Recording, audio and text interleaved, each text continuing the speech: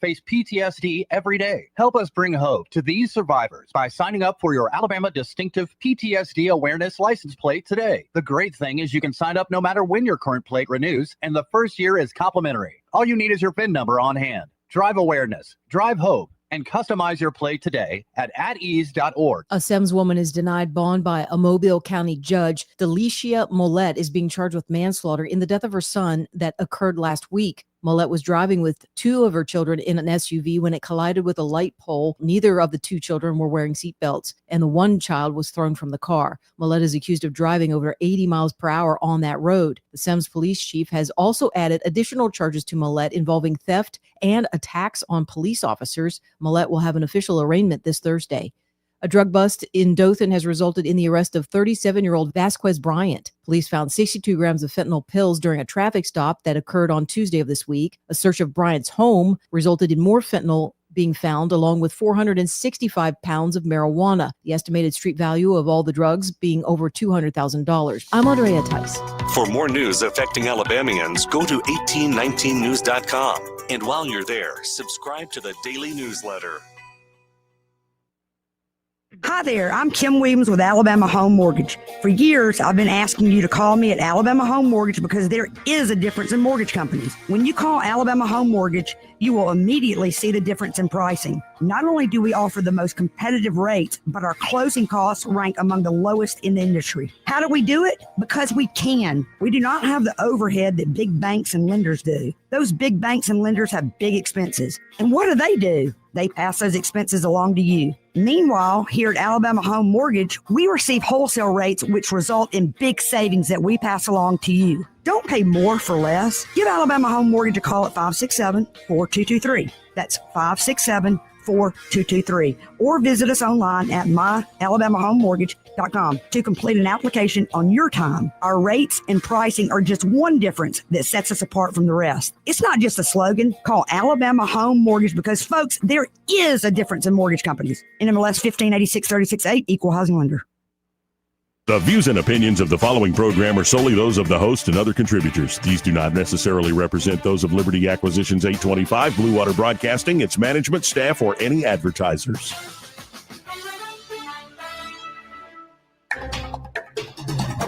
It's time for Montgomery's Conversational Radio Show. It's news and views on News Talk 93.1 FM. To join the conversation, call 272-9228.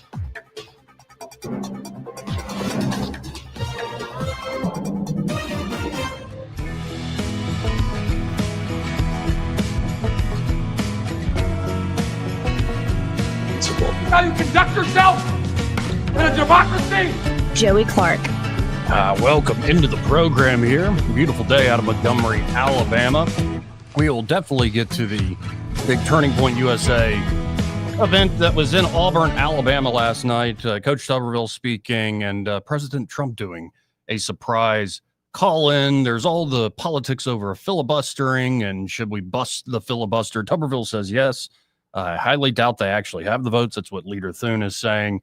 And all sorts of state and local to get to as well. But I wanted to kick off the show today with a good friend of mine, Jeff Deist. He was chief of staff for Ron Paul for quite a time there up in D.C. and also president of the Mises Institute for a little while, about a decade. He's now with Monetary Metals. He joins the show now. Jeff, how you doing today, sir? I cannot hear you. Are you there, Jeff?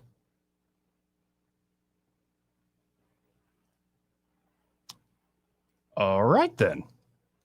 We were just speaking off air. I still can't hear you, sir. If you're Joey, hello. There you are.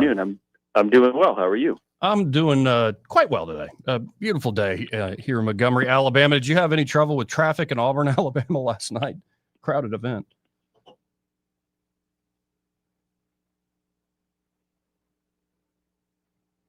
Can't hear you again, Jeff.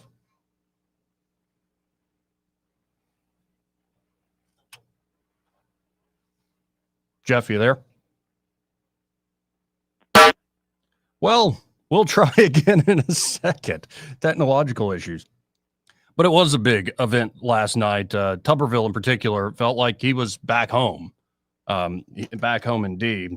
And Trump doing that surprise call-in. You're on there? Who's this? Joey, it's Jeff Dice. I apologize. I think we had a bad phone. Okay, well, we got you here. I was wondering, did you have trouble getting around Auburn last night with that huge event? You know, I heard a lot about it. I did not attend. And you mentioned that Trump father appeared. I assume that was via video and not in person, but it was a big deal. And from what I'm told, it sold out the basketball arena. Absolutely. He actually, Eric Trump and Laura Trump were the two kind of sitting and doing a Q&A with Benny Johnson. And at one point, Eric goes, I should just call my dad. And he just picks up the phone, and you can tell it wasn't playing because Trump's like, hello, what? Huh? And it was kind of a fun moment where he praised Auburn, said he knows a lot of graduates from there and been in this part of the world and loves us. So it was a good, exciting moment. I wonder, though, as we get this far out from the emotion of the assassination of Charlie Kirk, dadgum, it's becoming clearer week after week that this guy was kind of the glue holding things together. In general, what do you make of this fight on the right? I suspect what you might think, but what do you make of this big divide that's been going on for weeks now on the right? Well, it's unfortunate because we see that the left is galvanized, the left is moving leftward, and the left is learning a lesson from Trump, which is that milquetoast down the middle candidates don't work, don't sell, and that candidates who are well to the left and who basically attack red state people, attack MAGA people like Gavin Newsom is doing, like the new lieutenant governor in Virginia is doing, actually win. So unfortunately, I think this infighting is detrimental in the political sense. And I think both parties are going to have to grapple with the idea going forward is whether America is going to change its foreign policy or it isn't. I would argue that we must, that we can't afford the current foreign policy, but it's not limited to the right. Yeah, it is interesting how the Uniparty, I take your point well, that there are a lot of Democrats very upset with, say, the Democratic Socialists of America. They seem, to stick on them for a second, they seem not only young and energized and organized, they also seem incredibly well-funded to where the more traditional leaders of the Democrat Party are caught flat-footed. And I mean, I've been saying for a while, as soon as I saw Mondami the first time, I'm like, that guy has charisma. He can communicate his tail off. Y'all watch out. And here we are. Yes. And I think younger people on both sides of the political aisle are more radical and are moving to the polar opposites. And I think that the right has capitulated. It's about the 20th century capitulating. And as far as I'm concerned, the right lost the 20th century in the West, big time. And so here we are. And I think that we should expect that the under 40 folks on the left are not going to be in the Pelosi Kamala camp. They're going to be in the Mondami camp. And what's fascinating is the use of language that you obviously have focused on and specialized in writing about and thinking about. The use of pejorative and slurs and, well, especially labels to say that so-and-so is a bigot. It's been all the rage for a while, and as people thought woke is dead, we're now seeing on the right, I've been talking all week about people crying wolf over Tucker Carlson. I'd imagine that Dr. Ron Paul, who you know well, used to work for, received a lot of these same labels and the same attitude. And I just find it astounding that they keep going back to this playbook, but it seems to be more and more falling on deaf ears as well. But help explain to folks that this isn't out of the blue, that all of a sudden Tucker's the one who's changed, though he maybe has changed a little bit. It's, in fact, a playbook, a certain play that, say, the neoconservatives run and have been running for decades now. Really, they've been running it since the 1960s, when there was a real schism in the conservative movement between anti-communist and non-interventionist America First types. So the seeds of what we know about more recently with Pat Buchanan versus, let's say, George W. Bush and Ron Paul and some of these more recent phenomena, those seeds were actually planted many, many decades ago when the right faced a fundamental question. Are we conservative in the sense that we think government should be small and judicious and not grandiose? Or do we throw that all out with the bathwater and say, no, our entire existence now is to fight the Soviet Union, and so we need to ramp up. And if we need some welfare at home, so be it. But we need 100 some countries with a U.S. military base, and we need to spend, 10, 20x what any other country spends on national defense, so that we can build up our nuclear arsenal and our other weapons to fight the Soviets. So the right chose the latter. The right chose to be interventionist and neoconservative. Well, and so there's still a fight over that even today. And Lindsey Graham, of all people, did actually sum it up quite well. He said, we're cutting taxes and killing all the right people. And there you go. And it went from, okay, we'll still cut your taxes, but we'll also do it with massive deficit spending as we cut your taxes. Do you think, though, I'm right that this is falling on deaf ears? Randy Fine calling Tucker Carlson the biggest, most dangerous anti-Semite in the nation. I see that and I go, oh, whatever, fat ass. Excuse me, pardon me. I think it's falling on deaf ears. It certainly is on the left. I mean, the anti-Semitic slur doesn't work nearly as it once did. And when I say work, I mean as a shutdown tactic, as an end-all, be-all, where the mere hint of that kind of allegation means that you're no longer employable. That's what I mean by work. And so people now understand that non-interventionism is a form of opinion on foreign policy. It's a totally valid one, given our unfortunate excursions with, let's say, Iraq and Afghanistan in just recent memory. And there's nothing anti-Semitic about it. It is the true America First policy. It's certainly the view I hold. And so I'm glad that we've been able to separate this from, and it's kind of a tell when people say, well, if you're not interventionist, you're anti-Semitic. Well, that implies that our interventions are done on behalf of Israel, which is something that pro-Israeli people vehemently deny. So you have to ask yourself, which is it? All right, and I'm blame American politicians, certainly, sometimes for not having backbone or just having the wrong vision of things. But it's been going on a while, and I guess to underline the argument here, geopolitically, if you didn't have, say, this overt love and support for Israel, would we have behaved in our foreign policy in the same way? If Israel is just another nation, we're friendly, we trade with them, there's definitely some cultural exchange going on there and probably will always be. But it's not like, oh, we must send billions in military aid. It does seem like there are a lot of Americans who decided, okay, our policy in the Middle East will definitely be defined by our relationship with the state of Israel. I think it will always be defined by that. Let's not forget that America is the only truly significant Christian nation left in the world. And I say that with all due respect.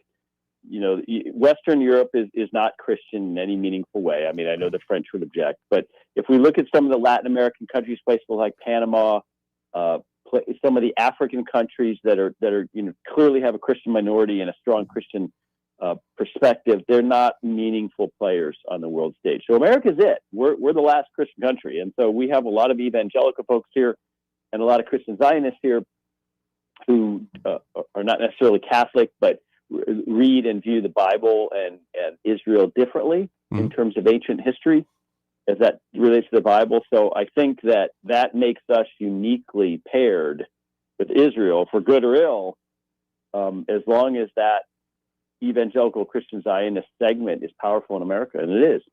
Yeah, and people have brought this up with me because I kind of had the Matt Walsh position after October 7th and then in the weeks and months and years following of I don't care that much at the end of the day. And I would have folks call up and say, well, the Bible tells us those who bless Israel will be blessed. And I always had the thought, I had the same reaction as Tucker Carlson. You had a sitting senator. I think this all really began, this fight on the right, with that Ted Cruz interview, at least here, this latest iteration of this fight.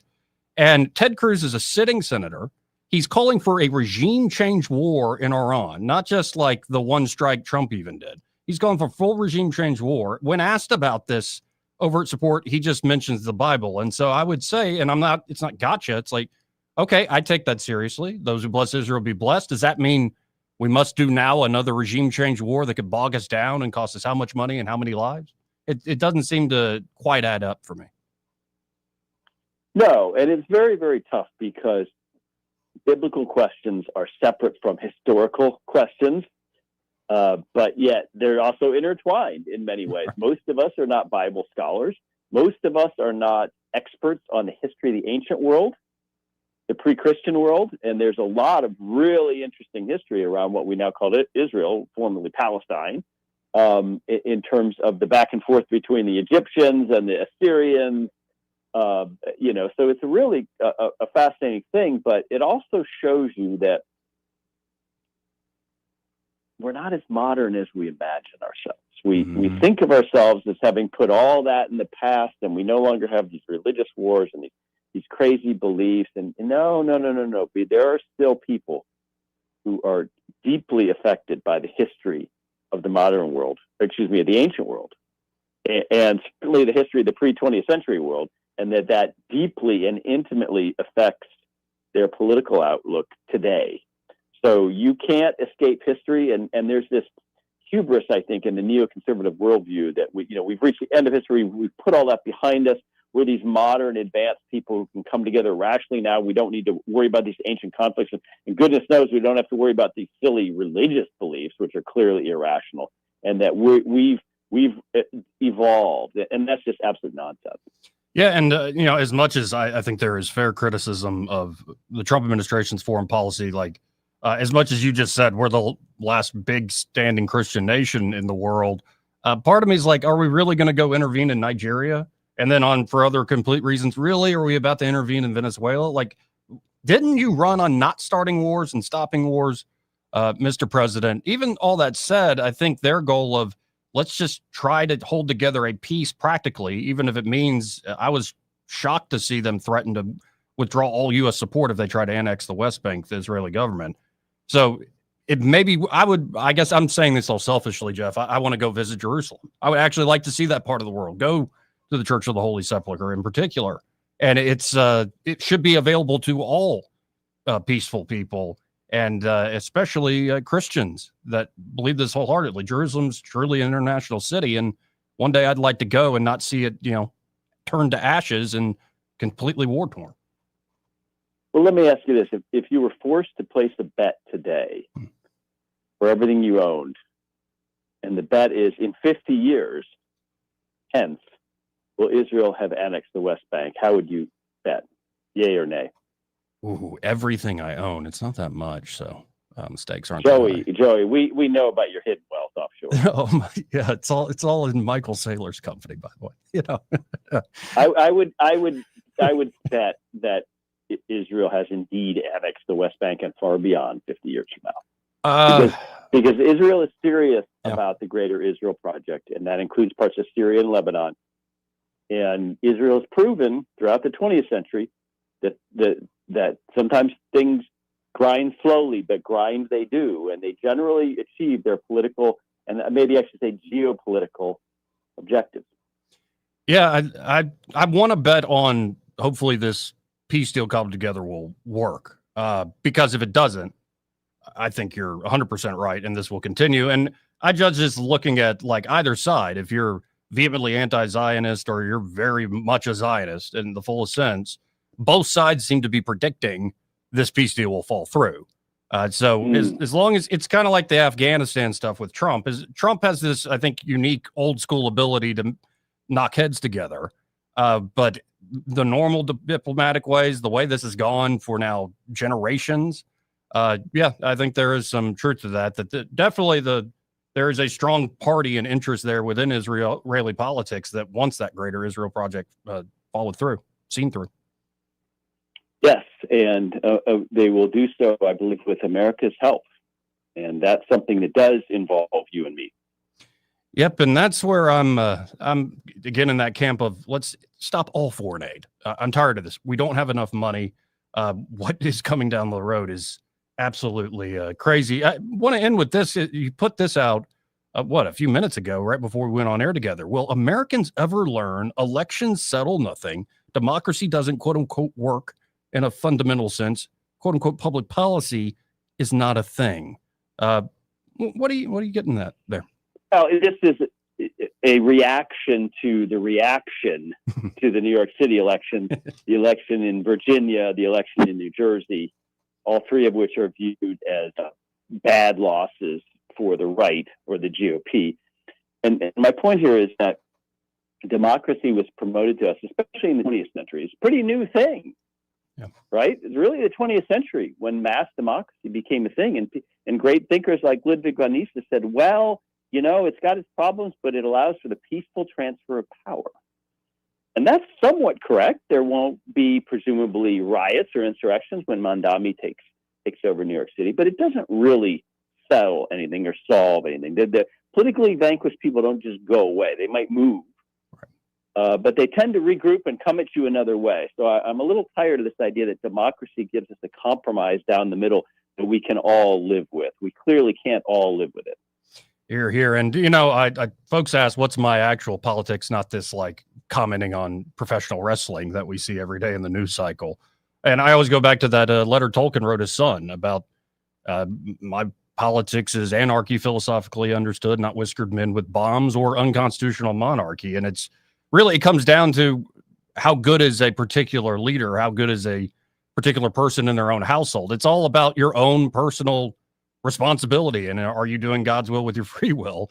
And I think we can come up with all the political systems and all the technocratic solutions, but if you don't have that at the heart of it at the end of the day, it will probably always go to hell. Well, I'm going to come back and ask you, Joey, what your politics are after you are father to a couple little ones.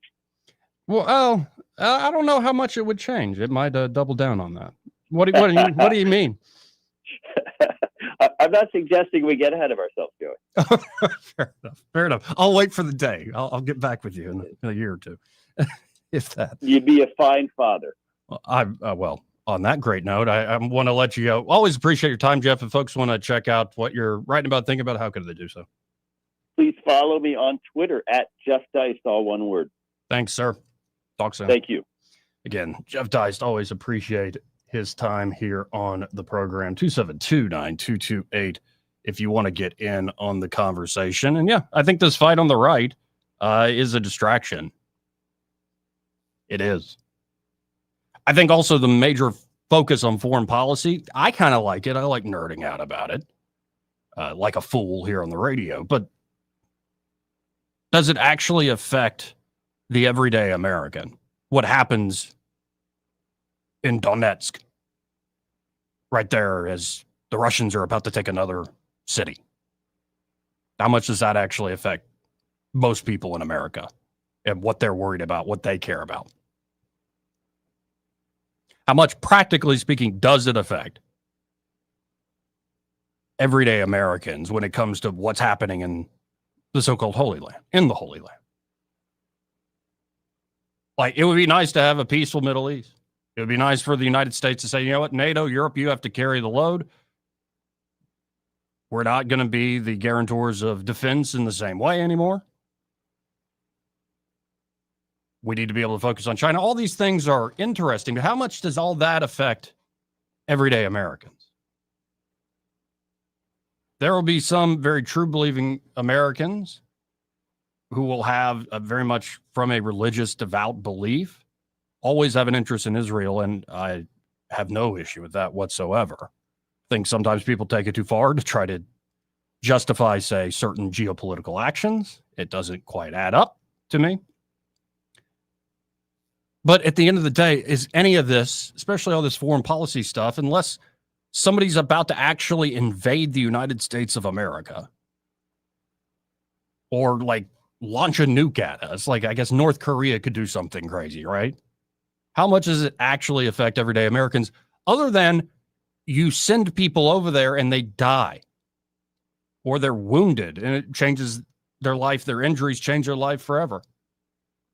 Or maybe the time away and the traumatic experiences, it destroys marriages. We've been talking on the show about the divorce rates and amongst service members, especially those who do multiple tours. God bless the folks that make it work. There's a lot of cost. And as Americans go, okay, inflation isn't continuing to increase, but everything's still frickin' expensive compared to what it was before COVID for certain. What the heck is that? Groceries are ridiculously expensive. Housing is ridiculously expensive. I don't have 2 little ones, to Jeff's point, but childcare is ridiculously expensive. I was just talking to my brother about that, about sweet little Lucy. Not to mention, okay, how much you got to save up to give your kid a college education if they don't get a scholarship and you don't want them to go into mountains of debt. Oh, by the way, the interest on that national debt is paying just the interest. Servicing that debt is more than our military budget. The population continues to get older. People aren't having babies or forming families. And the entitlement programs, which people paid into, that's why I say it's an entitlement, not in the bad sense of the word, in a literal sense of the word. Those continue to balloon. And while you've got the left and the Democratic Socialist of America now saying, well, we need to do more, spend more. Let's go to full-on single payer. Let's seize the means of production and make it work for everyday Americans because of their dignity. They're focused on the local. They're focused on domestic.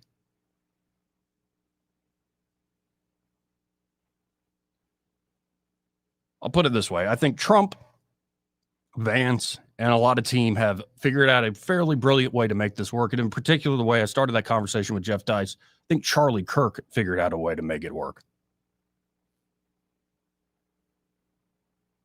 And what I'm getting at when I talk about like Tolkien, you know, the author of Lord of the Rings and The Hobbit and whatnot, his philosophy, what I'm trying to get at is you can have all the political systems you want. And some, especially in the moment, are better than others. But if you don't have true leadership, people that are the real deal, that are highly competent, that are intelligent, that have a vision for the country, but more so than all that, that have the courage to see it through, the courage and the fortitude, as well as the temperance and the prudence to do it wisely. And as you heard Vice President Vance the other day say, do it without falling into the sin of despair, which happens in my case way too often, but it's my depressive personality. I try to fight against it. It comes down to real leadership at the end of the day. Whether you're talking the city of Montgomery, the state of Alabama, or the United States of America. It comes down to actual leadership, and it's not just in government. Are you the leader of your household? Are you setting that right example? Are you a leader amongst your friends? Now, not everybody will lead, but are you following good, true, high-quality leaders? It goes back to the basics, in my humble opinion. The more I watch the ups and downs and the ebbs and flows of our politics, I have to say there's some interesting practical things to get done, and there are wonks that really are interested in this stuff. But as I see it, despite all the promises both Republicans and Democrats make, most of the problems in this world, especially the ones that you personally face, not the abstract, what's happening in Israel or Ukraine or China or Taiwan or whatever. Most of the problems in this world that directly affect you are up to you to battle and to fight and to win or to lose with honor, knowing you fought the best you could. And nobody else can make those choices. Nobody else can live that life for you. In fact, I thought it was great. Coach Tuberville was saying essentially that last night, trying to echo Charlie Kirk. There was this moment yesterday evening where Eric Trump is sitting down with his wife, Laura Trump. And Eric's like, yeah, why don't I just call Dad right now? Why not? Let's listen into this pretty good organic. Wait, should we see what he's doing right now? Should we try calling him? Oh. Can we do it? Let's do it. All right, let's. Can we call Trump? Should we call President Trump? Hold on 1 second.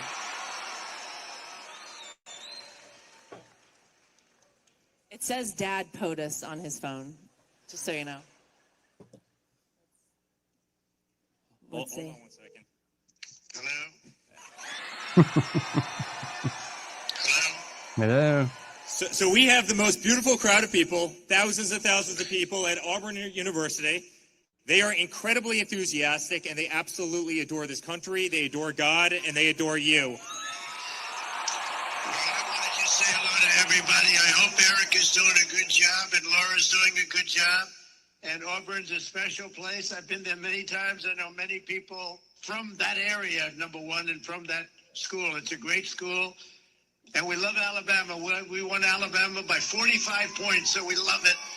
But I just want to pay my respects to Charlie and Erica. These are two incredible people. And Eric, I've spoken to her often. She's just a spectacular person. And she's going to start where Charlie left off. And we should never allow this to happen. One of the greatest people we've ever known and was so responsible for our win. And we love Charlie's looking down on us right now, all of us. And Erica, you're there someplace and you just take care of yourself. We're with you all the way, and we're with the great people that my son and Laura are speaking to. And I love you all. As President of the United States, I love you all, and our country is doing great. We've never been in a position like this. The investments being made, all of the money coming in, and a lot of it's responsible that our great Charlie, I'll tell you what, he was the first in line, always the first in line to help. So I just want to pay my respects to Charlie and everybody, and we love you all. Thank you very much, everybody. And Eric, you better do a good job. These are smart people. They know if you're not doing a good job, they're going to report back to me. Good luck, everybody. Good night, Pops. We all love you. Incredible. Yeah, and I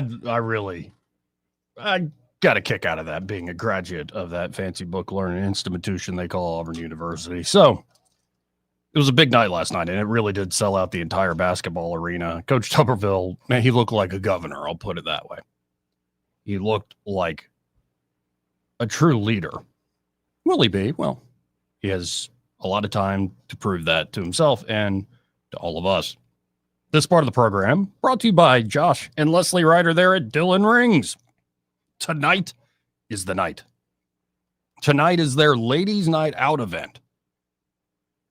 It's going down. You want to be there early. They're going to be closing early at 4 o'clock in the afternoon to get ready to open back up at 5 p.m. this evening for their glam time ladies' night out. Diamonds, denim, and desserts. So dress casually. Well, get your whole Canadian tuxedo going if you like. Wear all that denim. Get there early. And, there's going to be gift bags that they give away. There's going to be all sorts of unique vendors and things you can purchase, special deals that tonight. And, of course, there are going to be over $3,000 in prizes and giveaways, including a drawing to win a $2,000 diamond and sapphire ring. Come ready to shine. It's going to be quite an event. I'll be there. Eddie's going to be there. I think Hannah's going to be there. And so it's going to be quite a time. And in fact, Josh Ryder just had a husband stop in and bought a gift certificate for his wife to use tonight. Now, we're not revealing who that is. But, gentlemen, you still got time. Get by 119 Brown Springs Road. Go ahead, get a gift certificate, then hand it over to the lovely lady, the love of your life, and say, honey, go to ladies' night. Ladies' night out tonight. I'll be there when the doors open. Look forward to seeing everybody. And if you stop by early to get that gift certificate, be sure to tell Josh that Joey, that fellow on the radio, sent you. We'll be right back. Want to carry News Talk in your pocket? Download the News Talk 93.1 app from the App Store. Available on iPhone and Android. Never miss a moment. Download now. When lunchtime rolls around, head to the place everyone's raving about, Epicure. Serving up meat and 3 specials and a gourmet burger menu every Tuesday through Friday from 11 to 2. You'll love the freshly made salads, the generous portions, and yes, the prices. There's even a $10.99 senior special.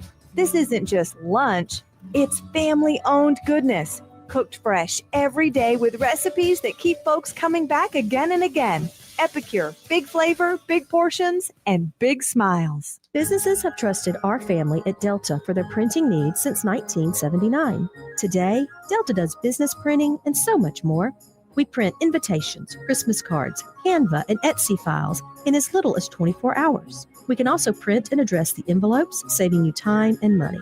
Come see us at 5757A Atlanta Highway or call 271-COPY or shop at letdeltadoit.com. When you need printing, copying, gifts, signs, or more, let Delta do it. You're listening to Leaf Filter Radio, and the guru of gutter protection himself, Chris Coonahan, is here to take your most pressing leaf-related questions. Hey, everybody, Chris here. I understand we have Ron on the line. Ron, where are you calling from? Uh-oh. Ron, are you calling from a ladder? Well, I was. I wanted to ask Chris what I need to do to get my gutters ready to have leaf filter installed. Oh, Ron, you don't have to do anything. A Leaf Filter Trusted Pro will come out and clean out your gutters, realign and seal your gutters, and install Leaf Filter, America's #1 gutter protection system. So I didn't need to get on this ladder? Ron, Leaf Filter Trusted Pros are in your neighborhood and ready to help. Just visit leaffilter.com/radio to schedule your free gutter inspection and get up to 30% off. Thank goodness. What was that site? To get this special radio offer, go to leaffilter.com/radio for your free gutter inspection today and get up to 30% off. That's leaffilter.com/radio for up to 30% off. leaffilter.com/radio. See representative for warranty details. Finding great candidates to hire can be like, well, trying to find a needle in a haystack, but not with ZipRecruiter. Its powerful technology actively finds and invites qualified candidates to apply to your job. So while other companies might deliver a lot of hay, ZipRecruiter finds you the needle in the haystack. See why 4 out of 5 employers who post a job on ZipRecruiter get a quality candidate within the first day. Try ZipRecruiter for free at ZipRecruiter.com/free. That's ZipRecruiter.com/free. Protect your home and auto with a bundle from Progressive so you can stop worrying about them and invent new things to worry about, like snakes in your bedroom. Sure, that sounds incredibly irrational, but now that we've mentioned it, you are a little worried. The odds of one snake, let alone snakes plural, are so slim. But you might want to check. Oh, you're not near your bedroom. Guess you'll just have to sit there and worry about it. So let Progressive protect your home and auto, because you've got enough to worry about. Progressive Casualty Insurance Company, affiliates, and other insurers not available in all states. Rich Thomas Weather is brought to you by McPhillips Shinbaum. My name is Aaron Luck, a partner with the law firm of McPhillips Shinbaum.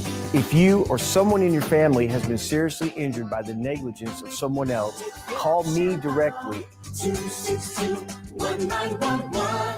Rich Thomas Weather. Well, hi, everybody. Enjoy these warmer days while you can. You probably know we have an Arctic shocker looming. But for today and tomorrow, I've got us near 80 degrees with plenty of sunshine both days. Even Friday's high could be right around 80, but showers and thunderstorms by Friday afternoon and especially Friday evening, Friday night, some of which could be strong. Saturday's a nice day with a high upper 70s to near 80. But boy, oh boy, the bottom drops out by Monday with Arctic air. It'll be a shock to the system. From the Blue Water Weather Center, this is Rich Thomas. The River Region's first and only news talk station on FM. Live, local talk. News Talk 93.1 FM WACV.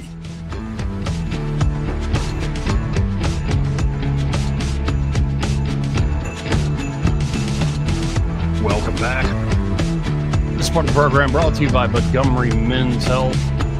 And there at Montgomery Men's Health, they're ready to help you fellas out if you just don't feel like a man, especially if you have the symptoms of low testosterone, which can mean you just are tired, sluggish all the live long day, never in the mood, loss of muscle mass, weight gain in a bad way, sleep patterns all off. And I know there are a lot of guys, especially as you get older, you've done a lot of living, you're like, I don't need no doctor. I can keep on pushing through. Well, wrong. Don't procrastinate. It's only going to make this worse.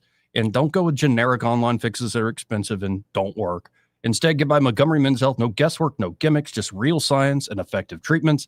The urologists and providers there will tailor solutions specifically to your body and goals. And beyond testosterone, they have ED treatments as well as other options many men don't even know exist. And of course, consultation, including blood work, is just $99 with results before you leave. Again, gentlemen, procrastination is only going to make this worse. You only got one life. Call up Montgomery Men's Health today at 440-3663. That's 440-3663.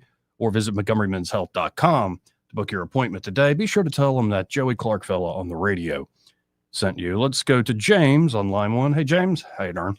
I'm okay, man. And you? I'm all right. And here I thought I had all my problems solved. Maybe I just need to borrow $99. Seriously, they've got some new stuff in that world I didn't even know about. I just learned about the other day. Oftentimes, I'm not really sure which way I need to go as far as communicating my point.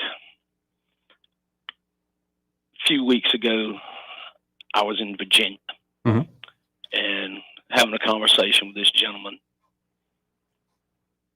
And he's English and married. And his wife was looking for a fabric producer. And I'm not sure for what purpose. Apparently she needs fabric in her burgeoning business. And there in Virginia, she couldn't find anybody that's producing fabric made from local cotton. Right. And I'm not sure what the acreage is in Virginia, no more than I am any other state in the South, how much cotton is being produced. But the point that he was trying to get across to me was that a large percentage, and I can't say, he said what percentage, I want to say it was 80 or 90, but it could have been as much as 95% of the cotton that's produced in Virginia is shipped out of the country. Mm-hmm. Now, what is the point? The point that I'm trying to make here is that our manufacturing, and this is not something that's new, it's been going on since I was a young person. They're looking for somewhere else to ship our cotton or ship whatever it is that we grow or produce here, so that a product can be made somewhere else and then shipped all over the world.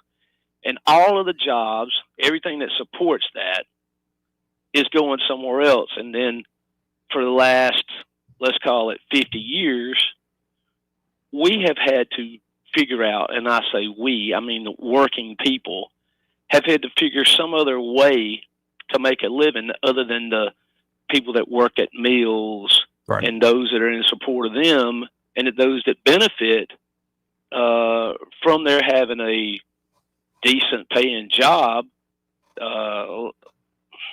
and henceforth we have the sluggish economy that we have now. Of course, boom bust cycles are nothing that is new. Right. And I know that you're on top of fiat money more so than I am. But what's the answer? Can we bring some of that back? In other words, you're a graduate from Auburn University. Can we start producing T-shirts that say War Eagle on the front of them, that have blue and orange ink, that's crafted here in this country from cotton grown in this country? Can we go back to that, or is that just some kind of madness that a human being in my age group would dream up in their head?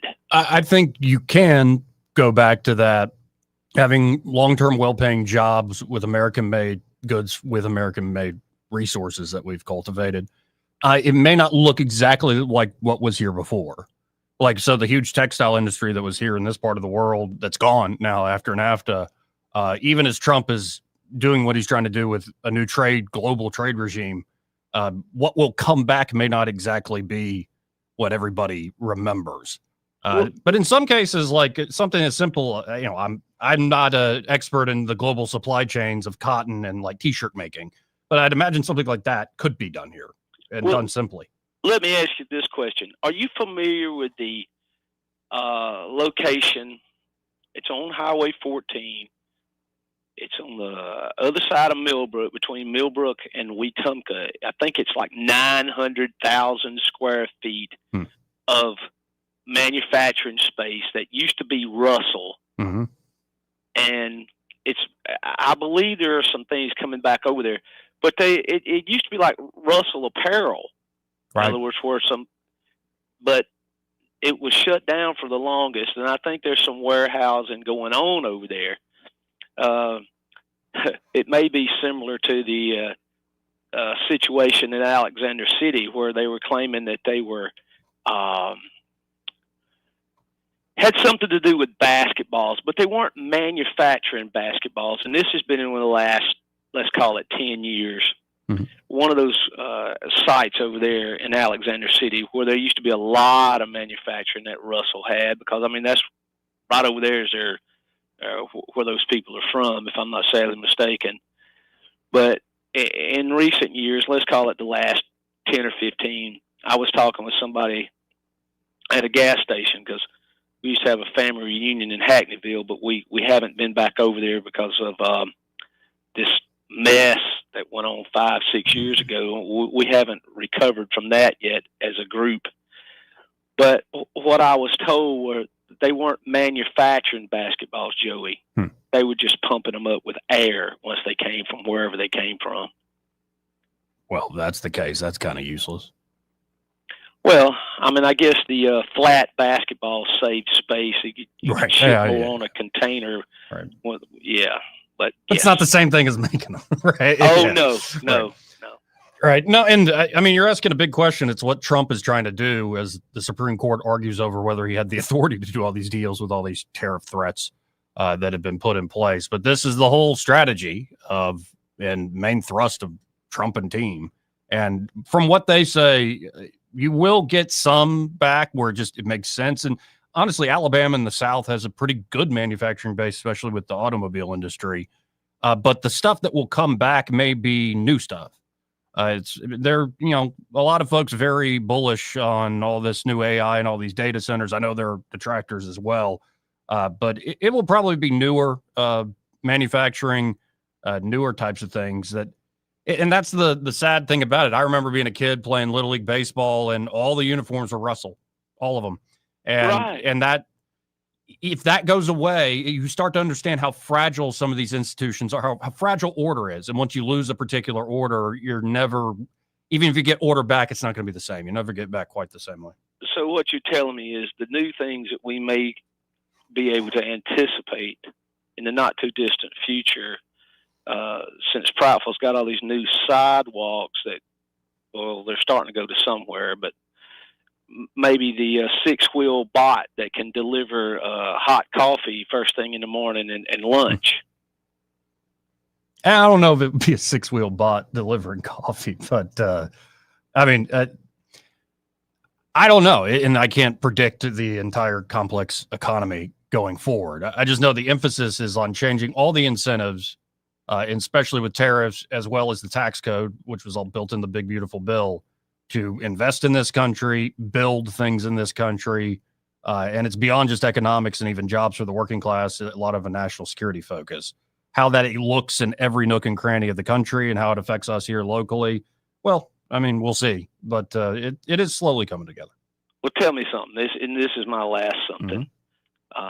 Do you ever feel like that college professor and then some caller out here is just some wise acre trying to stump the college prof? No, man, because I'm more than happy to say I don't know a lot. In fact, I'm ignorant of 99% of things you could probably know. Joey, I'm just trying to catch up, brother. Oh, no, I enjoyed this call. It's a good, interesting question to think through. And as much as, the free market reigned and the whole free trade thing reigned for so long, everybody predicted a Ross Perot, Pat Buchanan, other types. Or even Jeff Dice, those types of libertarians predicted it as well. And we've seen it happen, the hollowing out of a lot of the middle class and working class in this country. Yes, we have. Henceforth, I'm going to have to stop right there, brother. I appreciate you, man. I really do. And have a good weekend, man. You too. Let's go to line 2. You're on there. Who's this? Hey, this is Sam calling from Pike County. Hey, Sam. Hey, yeah, man, I'm enjoying the show. And I was thinking about what you and James were talking about. And to me, the 3D printer, I think that's, as they improve, will be the next big kind of local thing, decentralized thing. Coupled with AI, you can just, we'll be able to print up anything we can think of. But like I said, we'll see how that technology. No, man, I dated a young woman from Fort Payne at one time. Her family, they made socks, and they had to sell the looms. I remember Brundage, south of Troy, when Russell closed up. And I've been in Elba. I saw a room full of sewing machines. They were taking the sewing machines out and bringing phones in. They were making a little call center. We were doing the cable and the line. It's just, yeah. That's not why I called. But no, it's a good point, and I know it's a living memory for a lot of people, and it's kind of like really, you got to just shake your head as you think back on those moments and where we are now. It doesn't seem that long ago, but it's but the change is there. Was so proud what I saw out of Auburn last night. Class all the way, but I came into it late, so I'm fast forwarded through it. But I had to watch all of Eric and Laura Trump when they started up and talking about what they had been through as a family and how it had brought them together and their strength. And the confidence was just rolling off of them. And, oh yeah, and that's what I saw. How about that little story of how he picked his pickup line on her? I'm sorry. Did you catch that part of his pickup line, the line that got Laura Trump interested? Yes, I did. Man, that's such a classic Trump thing where he goes, "Oh, I don't think you can cook anything good." Yeah. But it was so funny because he was pushing his luck when he started that up. Well, she didn't cook for me anymore. And I thought, oh, watch out, boy, watch out now. Think about that.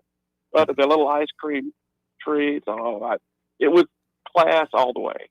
And anyway, it just War Eagle. That's all I'm. War Eagle. No, it was cool seeing that at my old stomping grounds. And I appreciate it, Sam. Appreciate the call. Hey, listen, enjoy the show. Thanks, Talk to y'all later. 272-9228. This part of the program brought to you by Pest Pro Services. And they're at Pest Pro. Ashley and that great team there are ready to get you prepared for, the fall and winter months ahead. In particular, when it comes to wildlife control services.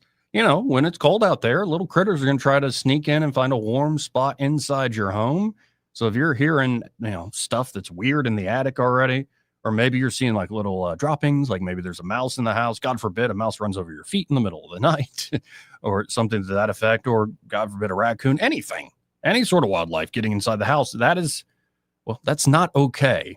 So what they're going to do with their wildlife control service there at Pest Pro Services is detailed inspections to find entry points, exit points, and activity areas, exclusion work to seal off access and prevent re-entry, and follow-up checks to ensure long-term results. In fact, they will start to assess the surrounding conditions that might be attracting wildlife in the first place. They focus on practical, effective solutions to protect your home without harming the surrounding environment. So contact them today for a customized approach to wildlife control here in Alabama. That's 265-9990. If you want to call it Pest Pro Services, 265-9990. When you want to know, call a pro. Pest Pro Services. And be sure to tell them that Joey, that fella on the radio, sent you. He may not know whether he's coming or going, but whether you're going to work or coming home, Greg Budell is there. Mornings, 6 till 9, and afternoons, 3 till 6. Only on News Talk 93.1 FM, WACV. For too long, Alabama's statewide news companies have shamed us for our conservative Christian values. Alabama deserves a news company that cherishes our culture, a company that isn't bought and paid for by the powers that be. 1819 News is that company. Run by Alabamians for Alabamians, 1819 News celebrates what is good and beautiful about our state, while exposing those who work against our values in secret. Just go to 1819news.com to learn more. Subscribe to our newsletter. That's 1819news.com. I'm Jim Smith with Adams Drugs. At Adams Drugs, we offer a wide variety of services, including delivery, compounding, wellness clinics, and immunizations. Now is the time to visit any Adams Drugs location and get your flu shot. Getting an annual flu shot can help prevent you from getting the flu, reduce the severity of symptoms if you get the flu, and prevent serious complications such as hospitalization and death. Getting your flu shot at Adams Drugs protects you from getting sick, but it also makes sure that those around you, especially those at high risk, remain safe. Each year, up to 49 million people in the U.S. contract the flu. Depending on the flu virus's severity, deaths as a result of flu complications could skyrocket to 79,000 people nationwide. Visit us at adamsdrugs.net for a location nearest you. Adams Drugs is your local, independently owned Health Mart pharmacy. Health Mart, taking the time to listen and care. Live, local talk. The River Region's most trusted voice for news and opinion. News Talk 93.1 FM WACV.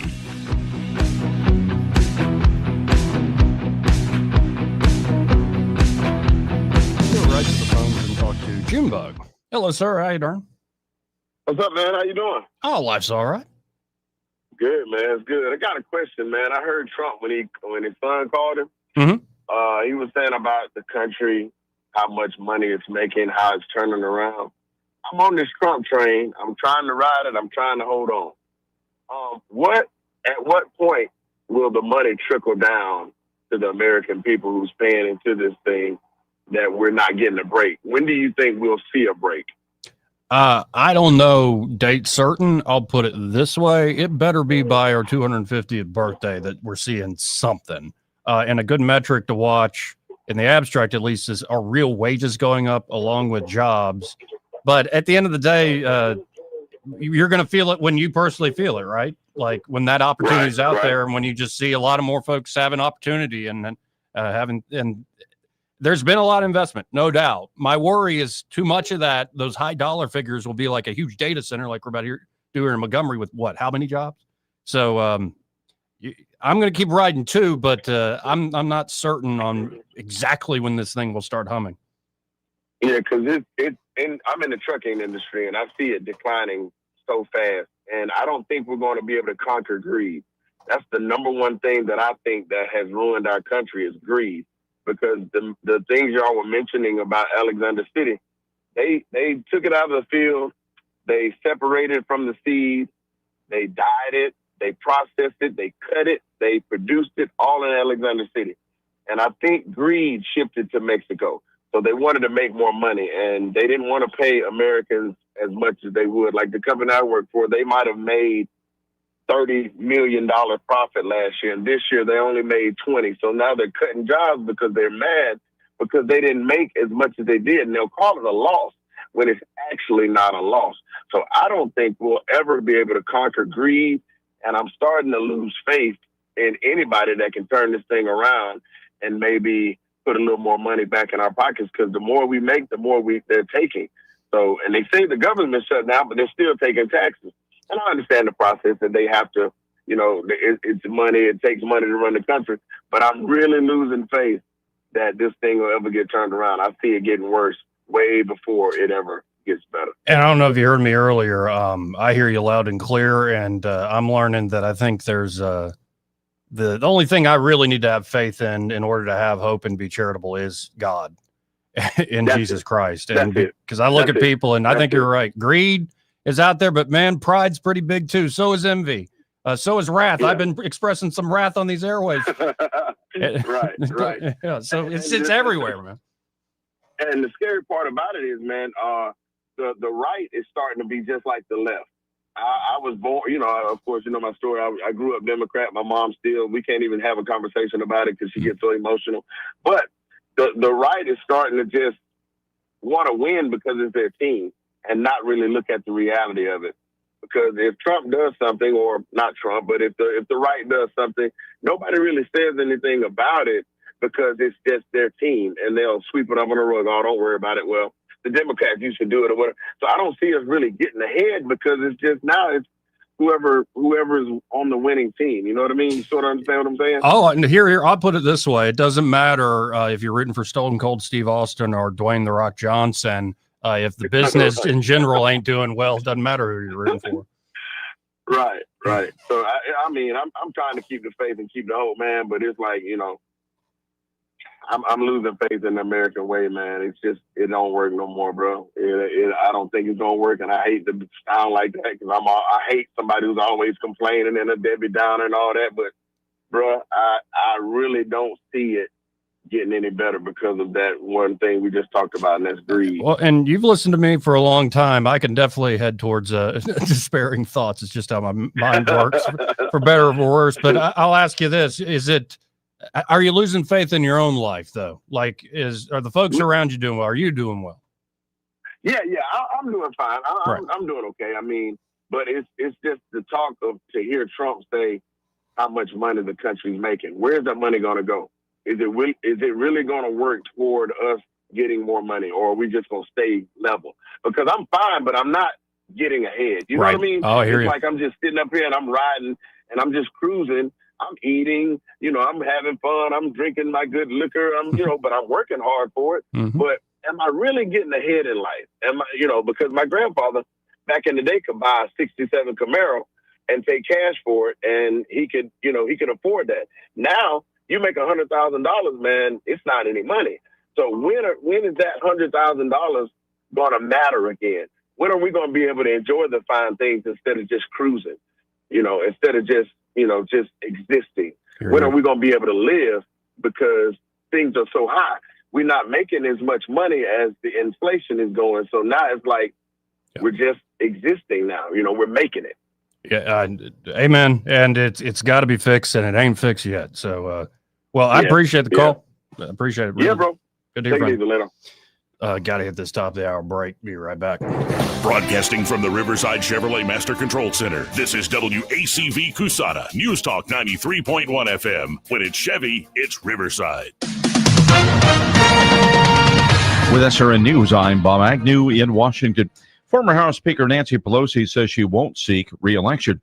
The announcement today by the California Democrat brings to a close a storied career that saw her become the first woman to hold the job of House Speaker and arguably one of the most powerful women in American politics.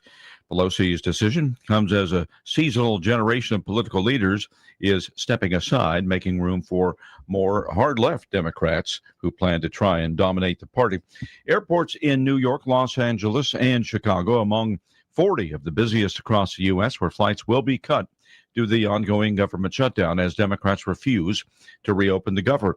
That's all according to a list distributed to the airlines and obtained by the Associated Press.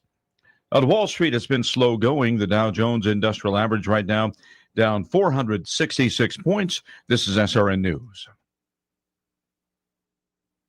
Hey, it's Mike Gallagher, host of the Mike Gallagher Show. I don't mess around when it comes to saving you money. Right now, rates have dropped to the lowest level in over a year and a half. That means if you bought your home or refinanced in the last 3 years, you could be saving hundreds of dollars every month. Lower your rate, lower your monthly payment, even kick that pesky PMI to the curb. And get this, you can skip 2 full months of mortgage payments. But that's not all. Fellowship Home Loans just rolled out something incredible. Their very own HELOC and lines of credit. Approval in just 5 minutes. Money in your account in as little as 4 days. It's the easiest system you've ever used. You can do it yourself online. Whether you want to pay off bills, tackle a home project, cover education, or even a wedding, Fellowship Home Loans makes it simple to leverage the money that's already sitting in your house. Just go to fellowshiphomeloans.com/Mike G, fellowshiphomeloans.com/Mike G, or call 800-510-MIKE, 800-510-MIKE, 800-510-6453. Fellowship Home Loans, mortgage lending guided by the book. Nationwide Mortgage Bankers, DBA Fellowship Home Loans, Equal Housing Lender, NMLS number 8193. Weather, a service of H&H Carpets, where right now, get a load of this, listen close, you got a house full of carpet for $19.95 installed. Unbelievable. They're located at 6450 Atlanta Highway, just across from Walmart. Rich Thomas weather. Well, hi, everybody. Enjoy these warmer days while you can. You probably know we have an Arctic shocker looming. But for today and tomorrow, I've got us near 80 degrees with plenty of sunshine both days. Even Friday's high could be right around 80, but showers and thunderstorms by Friday afternoon and especially Friday evening, Friday night, some of which could be strong. Saturday's a nice day with a high upper 70s to near 80. But boy, oh boy, the bottom drops out by Monday with Arctic air. It'll be a shock to the system. From the Blue Water Weather Center, this is Rich Thomas. Ready to borrow smarter this season? Apply online in minutes at yourasecu.com. Call 334-270-9011 or visit your local branch today. ASD Credit Union. Your life, your goals, your ASD. Terms and conditions apply. Federally insured by NCUA. From the Blue Water Broadcasting News Center, these are today's top stories. Jackson Hospital's new leadership presented a financial restructuring plan to local, state, and federal officials on Wednesday. According to new CEO John Quillivan, the hospital will need $293 million in required funding by the end of the year. So far, $187 million has been committed, leaving a $106 million shortfall. A controversial proposal to allow a Dollar General to be built next to Johnny Carr Middle School on Ray Thornton Road has been defeated. The Montgomery City Council voted 7-2 not to remove restrictions on the property. Area residents in the packed council chamber cheered the outcome. There are currently 17 Dollar General locations already within Montgomery city limits. Auburn University has announced a home-and-home football series with Notre Dame in 2027 and 28. Auburn will visit historic Notre Dame Stadium on September 25th, 2027 for the first ever meeting between the two programs.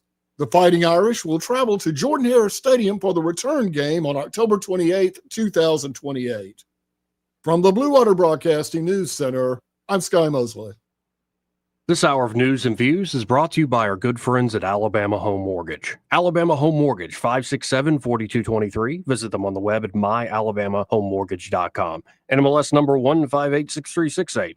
An equal housing lender. If you think the only job at a broadcast station is in front of a microphone, you're missing some great career opportunities, including advertising sales, promotions, news, business administration, engineering, and more. Learn about these broadcast careers by visiting the Alabama Broadcasters Association's virtual job fair November 3rd through November 7th at broadcastersvirtualjobfair.com. You'll find information about great jobs across the state, as well as specific positions here at Blue Water Broadcasting at broadcastersvirtualjobfair.com. eBay has reinvented vehicle buying. From click to curb, everything's covered. Ever try to buy a car online and end up in a parking lot with a stranger and some blind trust? That era is over. Now with Secure Purchase, eBay isn't just where you find your car. It's where you buy it, start to finish. Title, financing, registration, delivery, it's all built in. This is the modern way to buy your next ride on eBay. eBay. Things people love.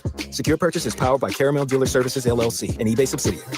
Looking for insurance, or maybe you're just not satisfied with your current carrier? How does quality coverage with local service and competitive rates sound to you? The folks at Stark Agency offer just that. Whether you need insurance for your business, car, home, or life, Stark Agency can help. As an independent insurance agency with over 20 of the top insurance carriers, Stark is sure to find the perfect match for you and your loved ones. Visit their site at starkagency.com or give them a call at 334-263-5535 for a quote today. The views and opinions of the following program are solely those of the host and other contributors. These do not necessarily represent those of Liberty Acquisitions 825, Blue Water Broadcasting, its management, staff, or any advertisers.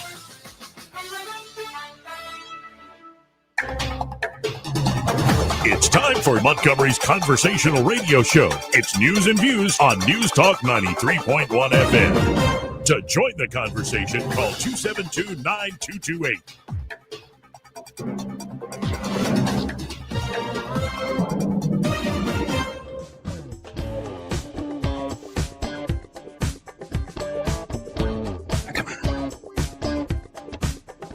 272-9228. If you want to get in on the conversation again, that's 334-272-9228. Let's go to Bill.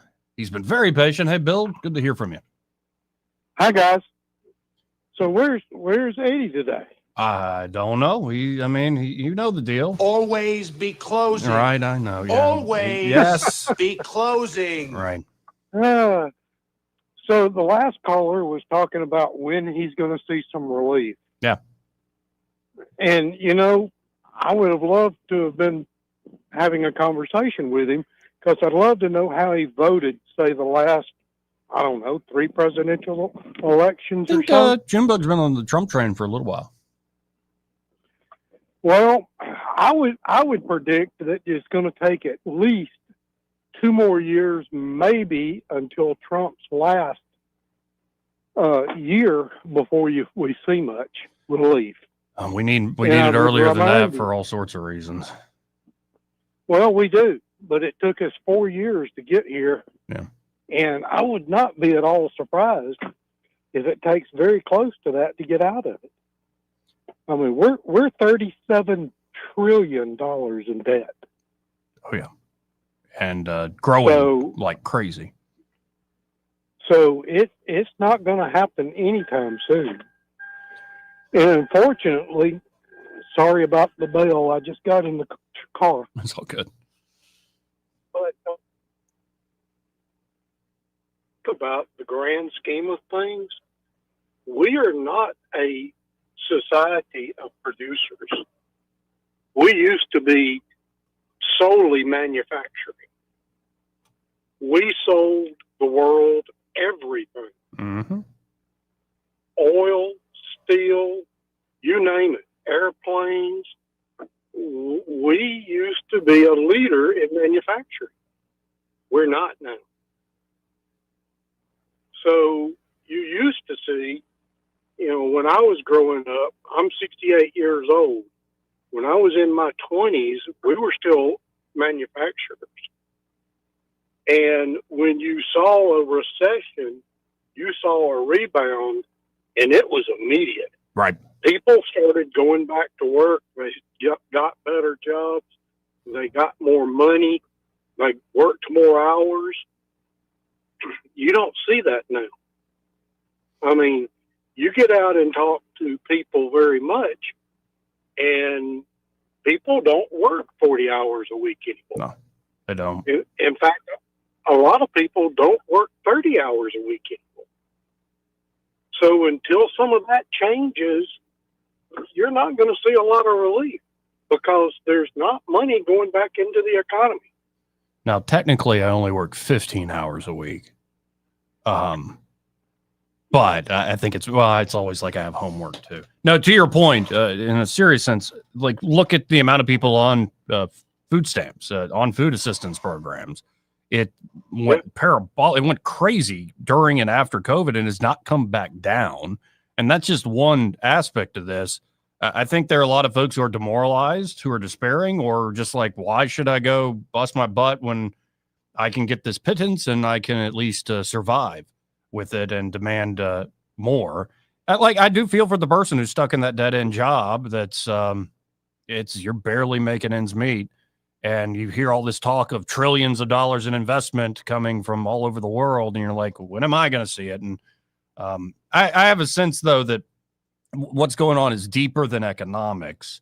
Again, I thought Junebug was right about bringing up greed, but on so many ways, I think it is more the moral sense. It's more the what you believe, what's your actual true North Star and guiding principle that will actually steer us in the right direction. And so when I see what is, for lack of a better word, a revival going on with at least more and more folks picking up the Bible, trying to orient themselves in the correct way, that does give me true hope. Even if the world goes to hell, I'll still have that hope. And as Christians, we always have that. Our hope is in Christ, not in our government, not in our dollar, and Amen. Definitely not in our sales. Amen. How old are you, Joe? I'll be 37 December 1st. Okay. So I'm thinking back when I was 37. When I was 37, I was selling building material products. I was getting up at 4:30 in the morning, pulling trucks out to be loaded for the day.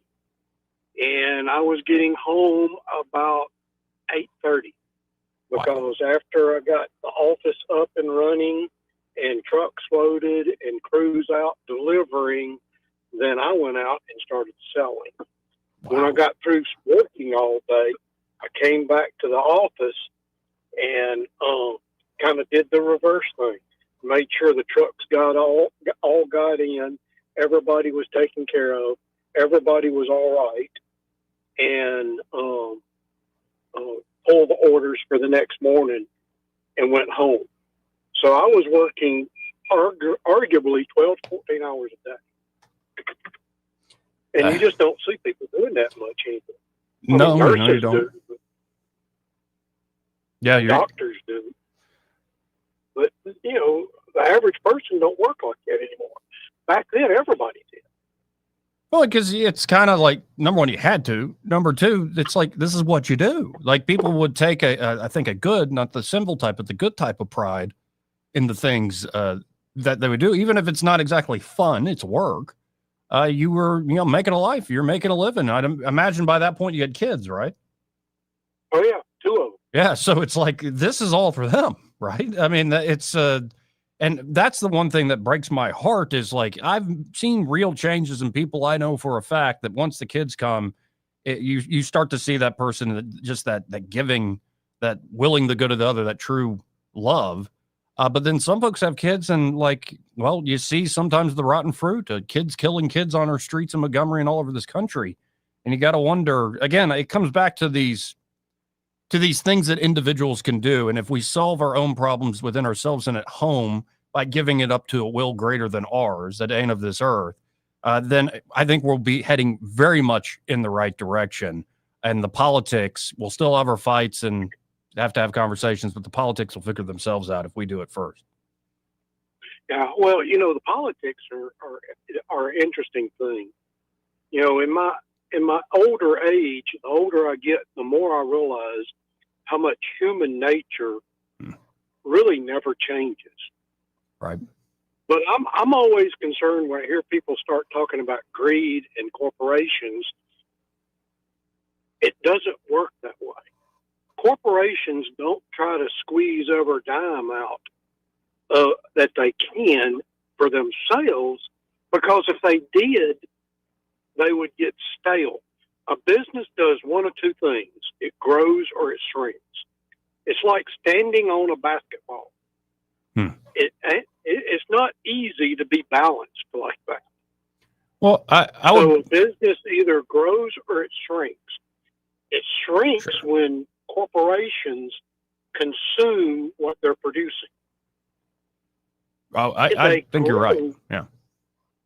They grow when they start reinvesting into their business, which means they're hiring more people, training more people, buying better equipment, making things better for the corporation. And all that pulls society in, gives more jobs, gives more pay, so on and so forth. Oh, I agree with in the principle of it, but I'd imagine you've seen businesses run badly. And I think sometimes decisions are made for the bottom line and knowing this will probably destroy a particular community if we leave it behind and we don't work here anymore. And it might be they're forced to. It could be there's all sorts of different factors in it. I think your point stands. I would say, though, that there is an element of the corporate interest shouldn't be above people necessarily. Like we need to keep in mind like communities and how they're actually formed. And at a certain point, there is a bit of a disconnect. And I'm with you in the sense of when I see a socialist talking about greed, like they're Martin Luther, I'm a little skeptical of them. But if you're talking about greedy decisions on the personal level, especially folks that are supposed to be managing these massive institutions, yeah, I think that definitely exists at the expense of everyday people. Yeah, but when it does, there's a correction. People will stop working for that company. The material sales company I used to work for was L&W Supply Corporation, which was part of United States Gypsum. You know what happened to them? What? They don't exist anymore. There you go. The corporation that I spent 16 years working with no longer exists. And they were a huge company. They did all kind of charity stuff, the housing for humanity, all that kind of stuff. They did it. But through progress, they ended up not existing anymore. But here's the interesting thing. I see the Democrats really celebrating these new elections. Mm-hmm. And, winning an office is an accomplishment. Backing up what you've promised,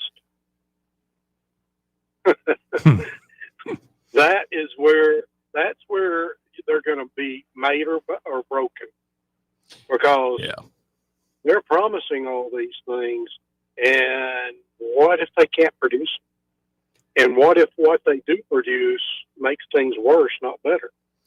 Oh yeah, especially the New York City election, I think, is a function of a lot of good folks who were conservative moved, and the one that might have a lesson for the midterms, I think, is what happened in Virginia. But New York City, in particular, all these socialist promises.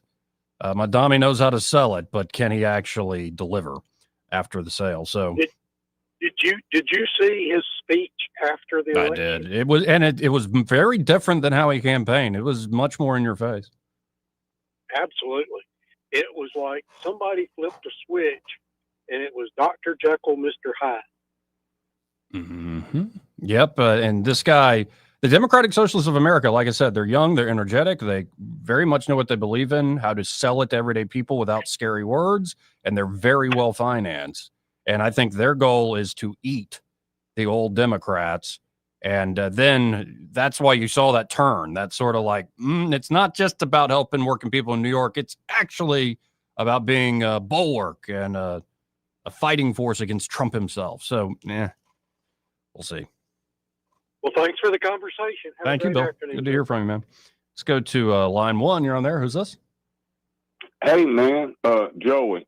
Earlier, you had a gentleman talking about the $37 trillion in debt. Yeah.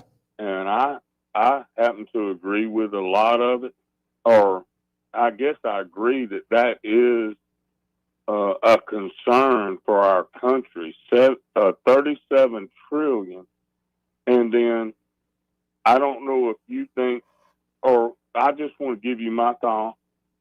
Since World War II, at the end of a world war, the compassion was to help those countries in Europe get back on their feet. And it was all of that. And all of this is built up over all these years.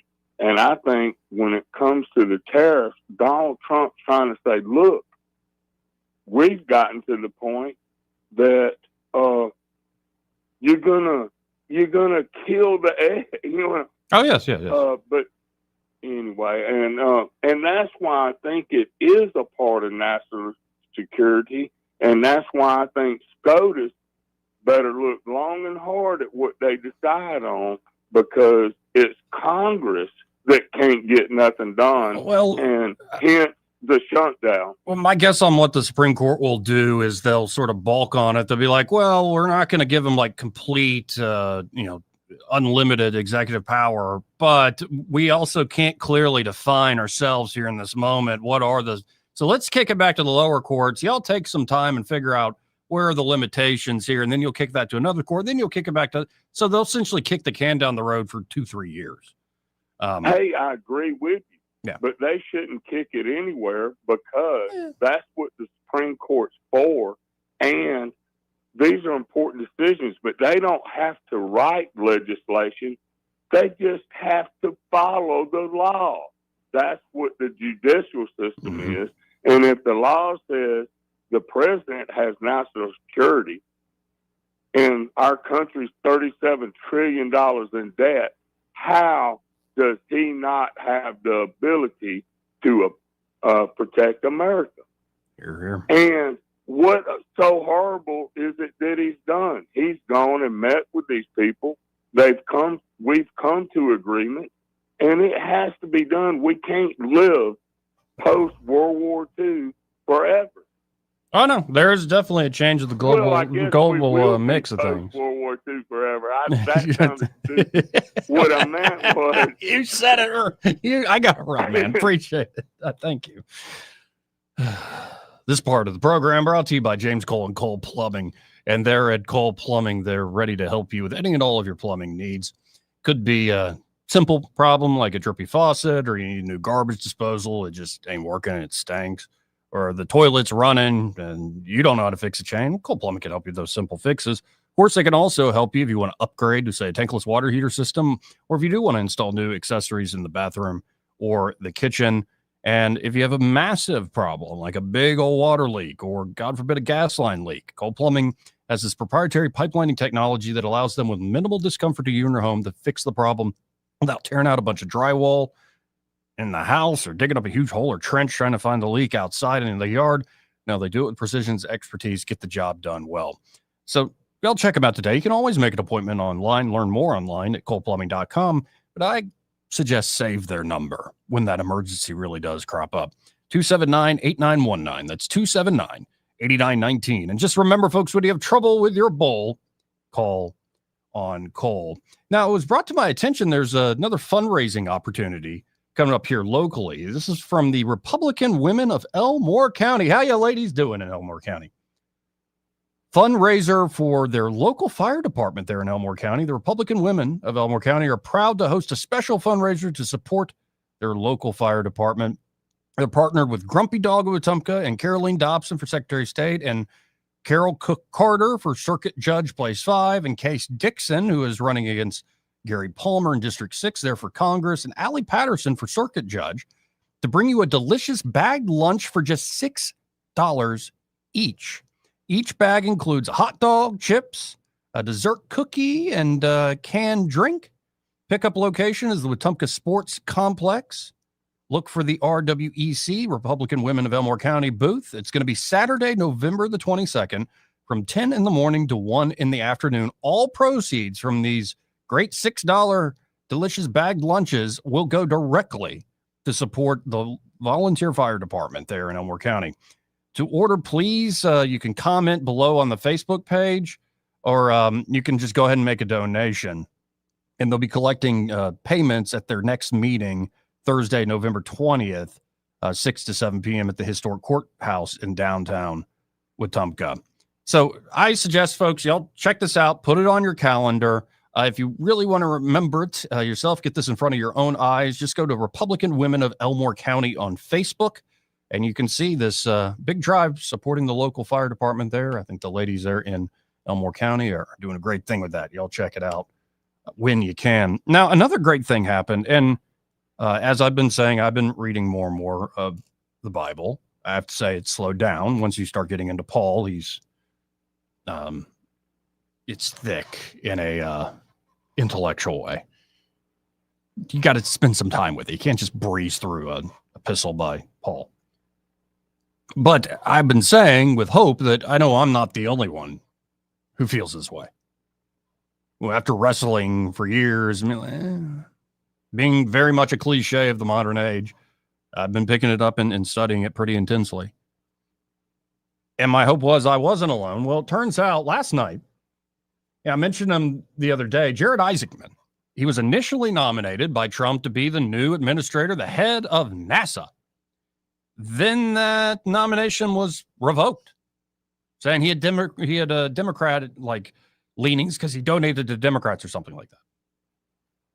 And so Sean Duffy, the transportation secretary, has been the acting NASA administrator. Well, Trump has given back Jared Isaacman the nomination. And he was invited on stage by, I believe, Coach Tuberville. It was either Coach Tuberville or Benny Johnson, just to speak to the folks there at Auburn University. Now, part of me suspects the inside baseball, the politics here, there was some Alabama interest not happy with this guy necessarily being tapped, that he was too SpaceX or private friendly. But Isaacman joined them on stage last night in Auburn. And listen to this moment in particular. And keep in mind, this guy has done, he was the first, I believe, private astronaut to do a spacewalk. Like to be outside the capsule looking down on Earth. Keep that in mind, that that's the type of guy you're listening to. That he's had that experience. But I can tell you, having gone to space twice and looking back on our planet, looking at the stars around us, it is very hard not to be spiritual. But it was only recently, in the last couple weeks, that I was inspired for the first time in a very long time to pick up the Bible. And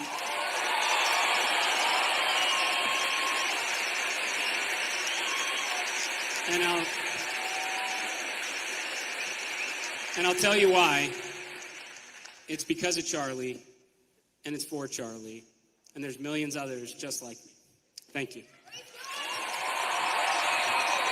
Make that man the new head of NASA. I've got some other clips, maybe if we got time, of some of the things he's proposing that might have sounded very controversial, but that's cool to see.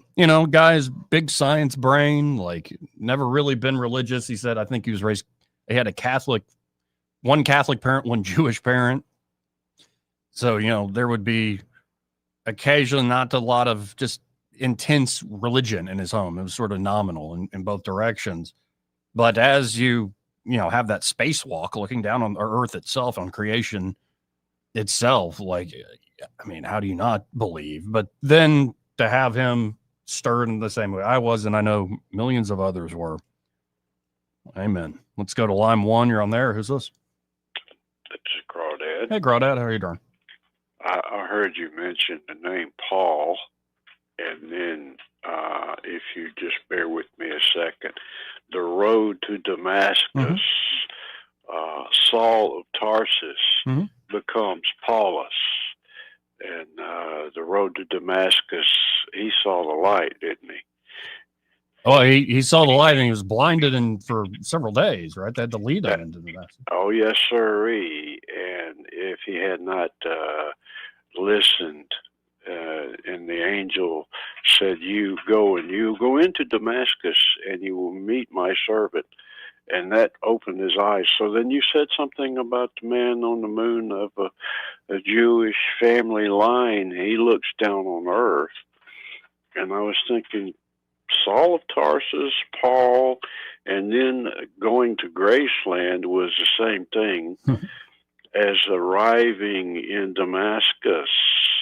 These things we do need to remember to learn from the past and learn from it. We are not beholden to the state, little s or big S, either one. But you guys keep on doing what you're doing. I just wanted to tell you that every time I hear somebody talk about Paul in the book, I always think of Saul of Tarsus and how his family, when they moved and said, let's go get the children a good education, and that's how he became who he was. And then all those books and Paul. So amen. Well, and he really is, as much as Jesus is obviously the cornerstone of not just the Bible, but of creation itself. You have to say Paul is the human protagonist of the New Testament. And it is remarkable to see, like, he knew what was coming for him, but he knew it was also worth it. Like the amount of oppression and the amount of that he did as a Pharisee, he knew he was have to pay the price going forward. Yes, and that's right. There's something quite chilling how the book of Acts ends before his final demise, but it's also all prefigured. Yes, it was. Saul, when he was looking at the ground, he could not see. He was feeling the ground, and he says, finally, when it dawned onto him, he said, "How shall I serve you? How shall I serve you, Lord?" Bam! He goes out, and now we have the writings. Everything. Oh yeah. The people back home, when he went back to the 7 churches to letters, and they said, how is it that we can pray continuously? How do we do that? That was a very awakening for me. How do you pray continuously? That's a good one to work on. It's not hard to do. Pray continuously. Amen. Well, and if you're oriented in the right direction, almost everything you do can be a prayer. There you go. Amen. Thank you. Thank you, Crawdad. 272-9228. Again, that's 334-272-9228 if you want to get in on the conversation. Trump announces lower prices for weight loss drugs. Well, we certainly need that. Yeah, greed's around, pride's around, lust is definitely around. My God. A lot of pride and lust as well. But gluttony is definitely taking the cake. Well, it fits. A lot of gluttony. So maybe we'll be able to save our own fat asses with some new drugs at lower prices. Actually, some of the newer stuff is working better and better. But, man, and especially if you're not doing something drastic, you're just sort of slowly stair-stepping. It seems to work quite well with folks if they get the regimen correctly. And Trump just today announcing lower prices for these weight loss drugs. I think the brand name Ozempic comes to mind, but there are so many others out there now. It's pretty crazy. And there's more coming, by the way. They're even crazier. And there was a crazy moment when Trump was in the team were trying to announce this where a man completely faints and collapses, kind of freaks everybody out. I didn't see the latest of whether or not the guy's all right. And as we've been talking to a lot of phone calls and really do appreciate all the calls at 272-9228, travel alert, Fox News has like all the canceled and delayed flights from all over the country. And especially as we get closer and closer to Thanksgiving. I just saw somebody who I'm friends, I suppose, on X, Natalie, who it took her a long, long time. She was out of the country, and it was perilous, very difficult to get back.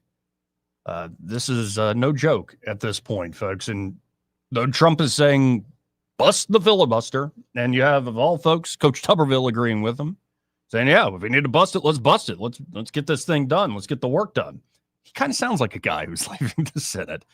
John Thune coming out earlier today saying, no, we don't have the votes at all. So we'll continue to watch the politics of the shutdown. But at a certain point, I would say, blow up the filibuster and don't just stop with opening up the government. Go fast. Start getting a lot of things done that can affect people directly tomorrow. And I think they will be rewarded. Again, 272-9228 if you want to get in on the conversation. This entire hour brought to you by Alabama Home Mortgage. And there at Alabama Home Mortgage, Kim Williams and Madeline Cannon are ready to help you, whether you're looking to buy a home or looking to refinance your current home. With interest rates slowly starting to stair step down, and you've been on the bubble, you've been thinking about it, well, don't immediately just go to Zillow or anything like that. Instead, call Alabama Home Mortgage to at least get the conversation started. So whether you're looking to buy a home, they can help get you pre-approved so you can understand how much home you can afford, and you can hit the market with confidence and start home shopping in that way. And they'll walk with you every step of the way, all the way to closing day. And of course, if you're looking to refinance, they'll sit down with you and help you meet whatever your goal might be. Could be to get debt off your back, lower monthly overhead cost. Could be you just want to reinvest in yourself, your family, or just spend the money on you. It's your money. They can help you with that refinance deal. Call them up today to get that conversation started at 567-4223. That's 567-4223. Or you can always apply online at myalabamahomemortgage.com. There is a difference in mortgage companies like Kim and Madeline. Prove that to you today. NMLS number 1586368, an equal housing lender. Want to carry News Talk in your pocket? Download the News Talk 93.1 app from the App Store. Available on iPhone and Android. Never miss a moment. Download now. Welcome to Eclectic Coins, Montgomery's largest coin dealer, specializing in buying and selling investment-grade gold and silver coins. And they have a large selection of rare coins and coins from around the world. Visit them at 543 Northeastern Boulevard or on the web at eclecticcoins.com. Eclectic Coins, where collectors who know go. Hi, this is Bo Goodson from the Goodson Group with your Real Estate Minute. What is a smart way to buy a house in today's market? Now is a good time to buy since we now have a more balanced market than we've had in years. Here are the steps. First step, get pre-qualified with an experienced local lender. It costs you nothing to find out firsthand whether you can qualify for a home and how much that home loan will cost. Second step, hire a local realtor with lots of experience that can guide you, advise you, and be your advocate. We call those buyer agents. Third step, decide what your wants and needs have to be. Bedrooms, baths, floor plan, location, and school zones. Fourth, ask your realtor to line up homes that fit your price category and your location needs. Fifth, start actually looking inside these homes and see what is available and the cost of each property. For all of this information and step-by-step approach, call Bo Goodson from the Goodson Group at 221-2883 or 551-0225. Hey folks, Jeff Mallinson here, owner of Georgia Floors Direct, wishing each of you a safe and blessed day. As many of you know, Georgia Floors Direct carries all types of flooring and have been the River Region's premier flooring destination for nearly 60 years. The reason? Our flooring pros want the absolute best outcome for your home or business. We'll help you navigate countless options to ensure the perfect choice at a price within your budget, with timely installation done by our experienced tradesmen. Our low price promise means that nobody beats our prices. Nobody. That's why Georgia Floors Direct year after year have been voted best flooring store in the River Region. So if you're even thinking about new flooring, stop by our store and explore 30,000 square feet of options. My promise to you is that we'll exceed your expectations at an affordable price. Plus, 0% financing is always available. We're Georgia Floors Direct, bringing beautiful flooring, window coverings, and countertops within reach of everyone every day. Please come see us soon.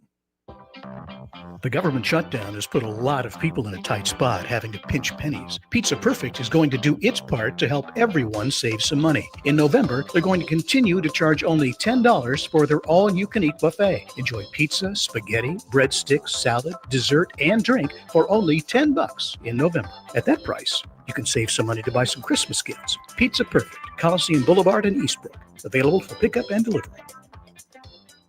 Are you tired of the mainstream media's biased reporting? Do you want to stay informed on the news that really matters to you? Look no further than 1819 News.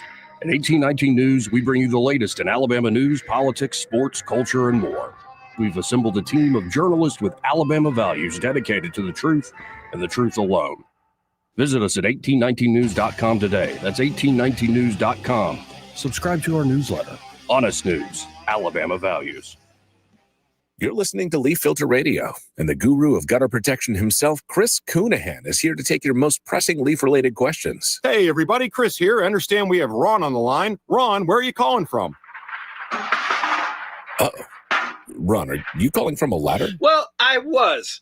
I wanted to ask Chris what I need to do to get my gutters ready to have leaf filter installed. Oh, Ron, you don't have to do anything. A Leaf Filter Trusted Pro will come out and clean out your gutters, realign and seal your gutters, and install Leaf Filter, America's #1 gutter protection system. So I didn't need to get on this ladder? Ron, Leaf Filter Trusted Pros are in your neighborhood and ready to help. Just visit leaffilter.com/radio to schedule your free gutter inspection and get up to 30% off. Thank goodness. What was that site? To get this special radio offer, go to leaffilter.com/radio for your free gutter inspection today and get up to 30% off. That's leaffilter.com/radio for up to 30% off. leaffilter.com/radio. See representative for warranty details. This is your roving reporter. Today I'm talking with a prospector. That's right, man. I'm prospecting for gold. You dig? No, but it looks like you do. And you know the first thing I'm going to do when I strike it rich? What's that? I'm going to hire David Ernest to be my money man. You mean everyone's favorite asset preservationist? That is correct, man. I'm going to call him up at 833-596-7233. 833-596-SAFE. You know, I've heard a lot of good things about David Ernest. You know, he's the best money man around with over 40 years of experience. Experience is necessary, especially when you're digging for gold. That's right, man. And I can see that you don't have very much experience. What do you mean, man? Well, you have the little plastic bucket and shovel like a kid would take to the beach. Yeah, man. Well, I want to start out small and then kind of pace myself up until I strike it rich. Well, maybe you should call David Ernest first. You think he's got a shovel? Never know till you ask. I dig, man. This hour of news and views is brought to you by our good friends at Alabama Home Mortgage. Alabama Home Mortgage, 567-4223. Visit them on the web at myalabamahomemortgage.com. NMLS number 1586368, an equal housing lender. The Rich Thomas Weather Network, brought to you by Montgomery Paint and Body. From little fender benders to total body repair, MPB will fix it good as new, maybe better. For 4 decades, the Turner family has been getting you back on the road. Call 279-7325. Rich Thomas Weather. Well, hi, everybody. Enjoy these warmer days while you can. You probably know we have an Arctic shocker looming. But for today and tomorrow, I've got us near 80 degrees with plenty of sunshine both days. Even Friday's high could be right around 80, but showers and thunderstorms by Friday afternoon and especially Friday evening, Friday night, some of which could be strong. Saturday's a nice day with a high upper 70s to near 80. But boy, oh boy, the bottom drops out by Monday with Arctic air. It'll be a shock to the system. From the Blue Water Weather Center, this is Rich Thomas. CB&S Bank has a long history of stability and a legacy of serving our community's needs for generations. Since we began in 1906, at CB&S Bank, we're here for you. All loans subject to credit approval, member FDIC, and equal housing lender. The River Region's News Talk Station. News Talk 93.1, WACV. News Talk 93.1.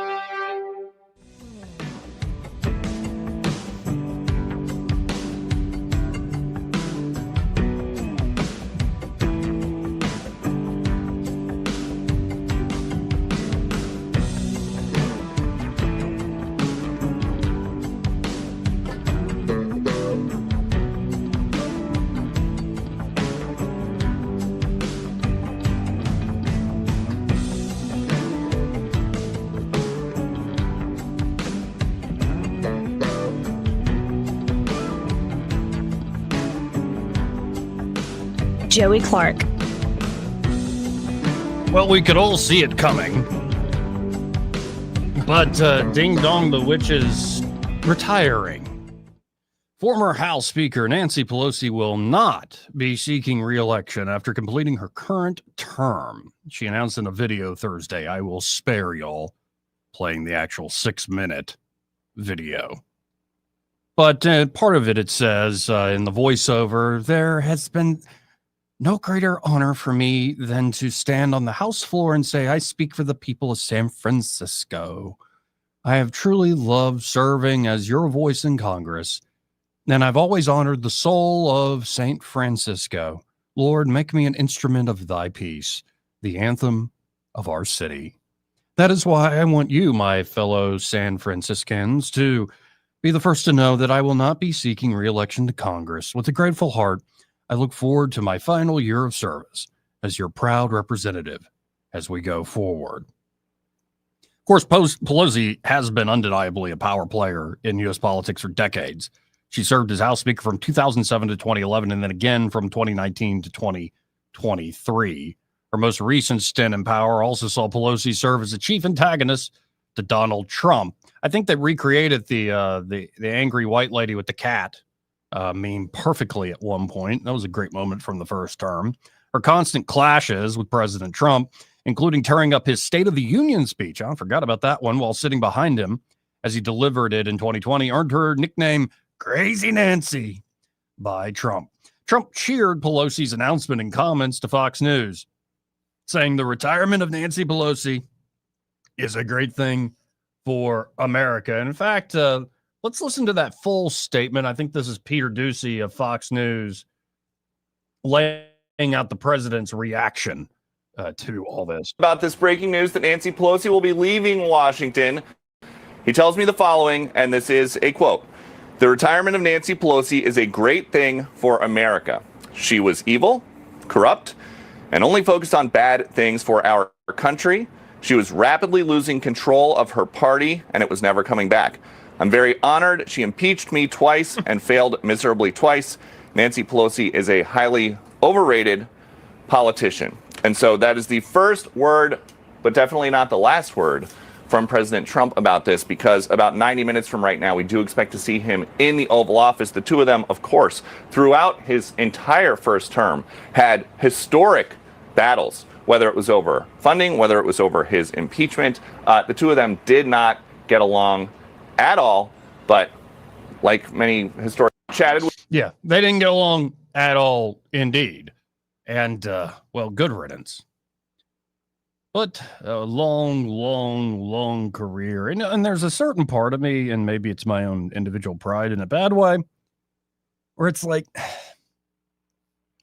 yeah, you served. How many people's feet did you wash, Nancy?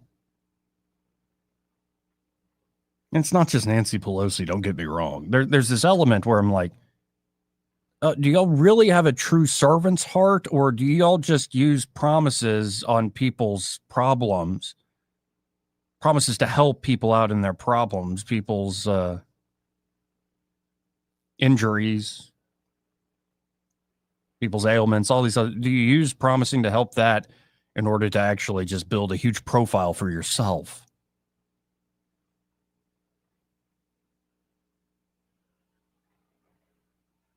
How is it that you got so rich off serving people, especially if you're a Democrat saying we're going to serve the poor and the needy? How does one get so rich? How does one gain so much status and fame and notoriety, good and bad? By serving the poor.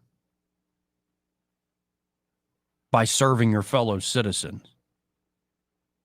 There's something off about that. And Nancy Pelosi is not the first politician to play this game by any means. Both parties, people from, I think it's a tale as old as time. It's just sometimes the way we use that term public servant, I think we're using it a little too loosely. I think you prove yourself to have a servant's heart.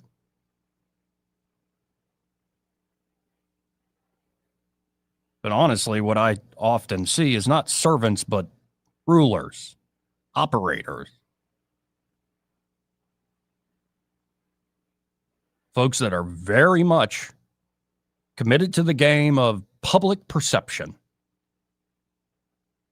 Knowing how to present themselves in order to manipulate the people they supposedly serve.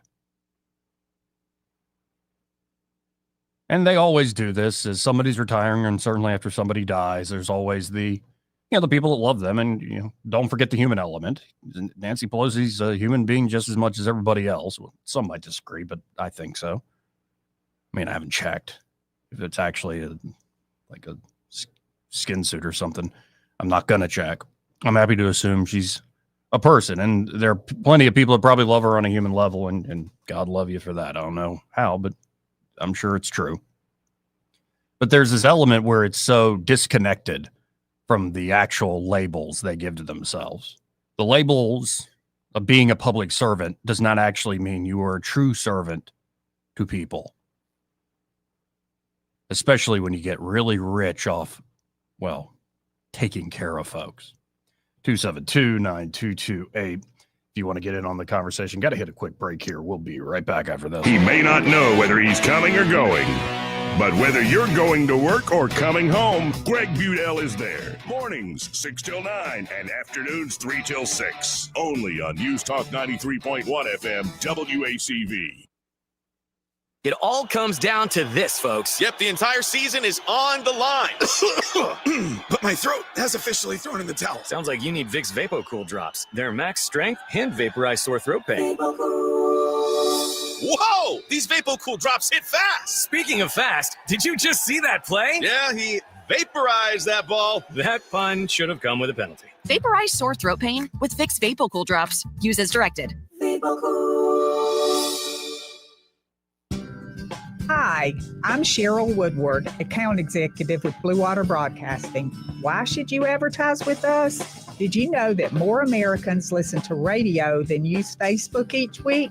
Did you know that 77% of listeners would try a brand or product endorsed by their favorite radio personality? Contact me, Cheryl Woodward, by going to bluewaterbroadcasting.com to find out more. Blue Water Broadcasting, local folks helping local business.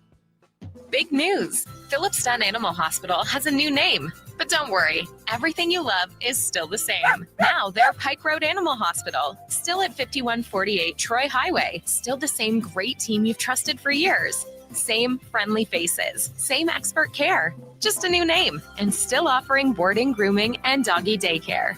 Pike Road Animal Hospital, formerly Phillips Dunn Animal Hospital. New name, same heart.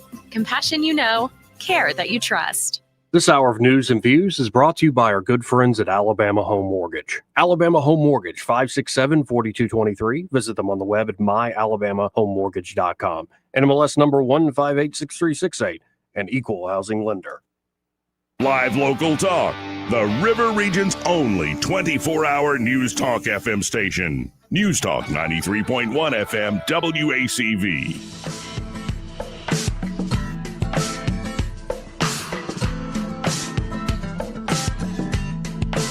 Welcome back. Let's go right to the phones and talk to James Gowdy with Sons Chrysler Dodge Jeep Ram of Montgomery. James, how you doing today? I'm doing great. How are you, man? Life is all right. I've just had to. I don't know. I'm still stuck on Nancy Pelosi. I'm like, how do you make that much money serving people? That's amazing. Would love to know. Would love to know. But tell me what's going on there today at Sons Chrysler Dodge Jeep Ram. Yeah, Joey, it's a new month, and as you know, November, we got our Black Friday sales event going on, which it's going on all month, so there's no need to wait till the end of the month. We've got some great deals going on right now. So starting with, we got 0% for 72 months on our Ram 1500 Laramies, or you can get up to $19,000 off. We've also got 0% for 60 months on our 2025 Grand Cherokees, and that's with the third row. So great deal there. But if you're looking for a low lease payment, we've got a $299 lease special on our 2026 Jeep Compasses. Plus, we've got no payments for 90 days. And again, just Black Friday sales all month long. But I also wanted to mention something to you before I get off the phone. We do have our Sons family-driven food drive that's going on. So you can come by, bring any non-perishable food item to the store between now and Saturday, November 22nd, and you'll receive discounts on sales and service. So just come see me for more details, and I'll give you, get you hooked up on that. Folks, y'all get by the Eastern Bypass, or you can always check them out online at suncdjr.com. That's Suns Chrysler Dodge Jeep Ram of Montgomery. And I appreciate it as always, James. Yes, sir. Thank you. Thank you, sir. And we got our final hour coming up. Yeah. Well, good riddance to Nancy Pelosi's retirement. Good riddance indeed. Coming up, we might get into the mysterious interstellar object that keeps defying expectations. SpaceX wins a $2 billion contract to build the Golden Dome that Trump has proposed with missile defense and I'm sure other types of defensive measures in this new shifting battlefield of the modern age. As I mentioned earlier, the FAA slashes flights at 40 airports, a lot of delays, a lot of cancellations in that regard. The fighting over the shutdown still continues, with some Democrats starting to call out to their own folks, including John Fetterman, who is becoming more and more outspoken as sort of a centrist Democrat who says, I'm a Democrat, but I really like all the people who voted for Trump. I think Fetterman, maybe he won't be the guy himself, but I think Fetterman's approach, he's on to something in that regard. Also, the smoking hot fireworks on the 4th, Sydney Sweeney. She was asked to essentially apologize, go through a struggle session about her Good Genes ad by some awful, affluent white female liberal, and Sydney Sweeney is an angel for her response. So we'll get to all that and more. Stay tuned. Broadcasting from the Riverside Chevrolet Master Control Center, this is WACV Cusana, News Talk 93.1 FM. When it's Chevy, it's Riverside. With SRN News, I'm Bob Agnew in Washington. The ongoing government shutdown is starting to have an impact, this time one that will be felt in the skies around the country, as the authorities in New York, Los Angeles, and Chicago are among the 40 of the busiest cities across the country where the flights will be cut due to the shutdown. That's according to a list distributed to the airlines obtained by the Associated Press. The Trump administration says cuts to the biggest government food program won't be as deep as previously expected during the shutdown. It now says the maximum SNAP benefit for November will be cut by 35% rather than cut in half. Former House Speaker Nancy Pelosi says she won't seek re-election. The announcement today by the California Democrat brings to a close a storied career that saw her become the first woman to hold that job and arguably the most powerful woman ever in American politics. This is SRN News. So my mother is thinking of switching from Verizon to Pure Talk, but she's worried the deal sounds too good to be true. Michael, she said, how can those Pure Talk people offer me the same basic service as Verizon for so much less money? I said, Ma, go ask Google how much Verizon spends on advertising and promotions. A few seconds later, my mother said, oh my goodness, $12 billion a year? That must be a typo. I'll tell you what I told my mom. It's not a typo. Verizon spends $12 billion a year on advertising and promotions, and their customers are paying for it. Well, Pure Talk doesn't spend that kind of money on commercials. Trust me, I would know. That's why they can offer you and my mother unlimited talk, text, and plenty of data on a crazy fast 5G network for just $25 a month. And if you're a business owner, you could really save a fortune. Dial pound 250, say the words Mike Rowe, and you'll get an additional 50% off your first month. That's pound 250 Mike Rowe. Pure Talk, everything you need and nothing Rich you don't. Thomas Weather is brought to you by Alabama Wholesale Lumber. For tough, good-looking roofs, it's Tamco Shingles from Alabama Wholesale Lumber. For great folks and great prices, call Alabama Wholesale Lumber. Rich Thomas Weather. Well, hi, everybody. Enjoy these warmer days while you can. You probably know we have an Arctic shocker looming. But for today and tomorrow, I've got us near 80 degrees with plenty of sunshine both days. Even Friday's high could be right around 80, but showers and thunderstorms by Friday afternoon and especially Friday evening, Friday night, some of which could be strong. Saturday's a nice day with a high upper 70s to near 80. But boy, oh boy, the bottom drops out by Monday with Arctic air. It'll be a shock to the system. From the Blue Water Weather Center, this is Rich Thomas. 1819 News. U.S. Congressman Barry Moore was on One America News Network this week talking about the government shutdown and the talks that are currently underway involving U.S. Senator Katie Britt and Democrats in the U.S. Senate. We're hearing maybe by Monday, Matt will be back in town, and we don't know yet what that looks like. I know that Katie was. I talked to her Saturday, and she'd been in negotiations with Senator Schumer and her colleagues trying to get a deal put together. Don't know exactly what that looks like, and I guess they have a vote on Thursday to kind of see where the Democrats are going and if they've moved at all. So we'll see how this thing shakes out. But I will say this with SNAP and those sort of benefits running out, WIC, that's starting to kneecap the Democrats. I think the senators I've talked to, and a couple of Democrat senators even, are starting to feel the pressure. And I think they're looking to crack. So maybe Schumer gives them an off-ramp. I don't know what that looks like at this point. I'll be back with more Alabama stories after this. Covenant Grocery Group seeks to directly support organizations and agencies that are fighting the global battle against human trafficking. They do this through funding, procuring, and advocating. You can go to covenantrescue.org for further details. They need your donations, guys. Hop on and donate. A prostitution and sex trafficking ring was busted up in the town of Auburn. 2 men are now behind bars after a months-long investigation by Auburn police and the Covington County Sheriff's Office took place. This prostitution ring was being conducted out of a local Motel Inn. Police expect there to be more arrests forthcoming.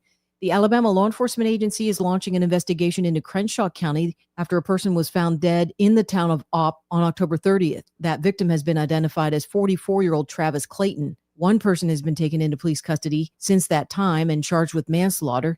That suspect has been identified as 39-year-old DeAndre Pfiffer. I'm Andrea Tice. For more news affecting Alabamians, go to 1819news.com. And while you're there, subscribe to the daily newsletter. This hour of news and views is brought to you by our good friends at Cole Plumbing, 279-8919. Cole Plumbing is number one in the number two business. You don't have to dig a hole. They have proprietary pipelining technology. Ask them about their tankless water heaters. Remember, when you have trouble with your bowl, call on Cole. At Guardian Credit Union, if it's important to you, it's important to us. We don't do banking differently. We do relationships differently. Want to secure a HELOC for home projects? So do we. Want to build your credit? So do we. Want to plan your next vacation? So do we. We're here to help with whatever's next, because whatever you want in life, so do we. Stop by any of our branches and let's plan your next step together. Guardian Credit Union, where you belong. Federally insured by NCUA. Equal Housing Opportunity. NMLS 912757. The views and opinions of the following program are solely those of the host and other contributors. These do not necessarily represent those of Liberty Acquisitions 825, Blue Water Broadcasting, its management, staff, or any advertisers.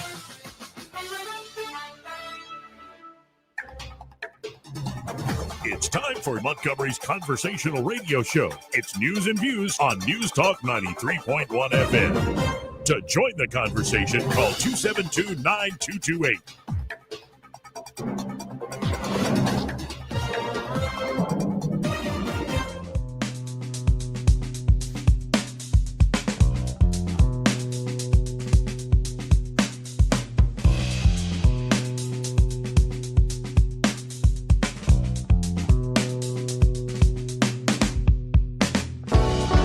Joey Clark.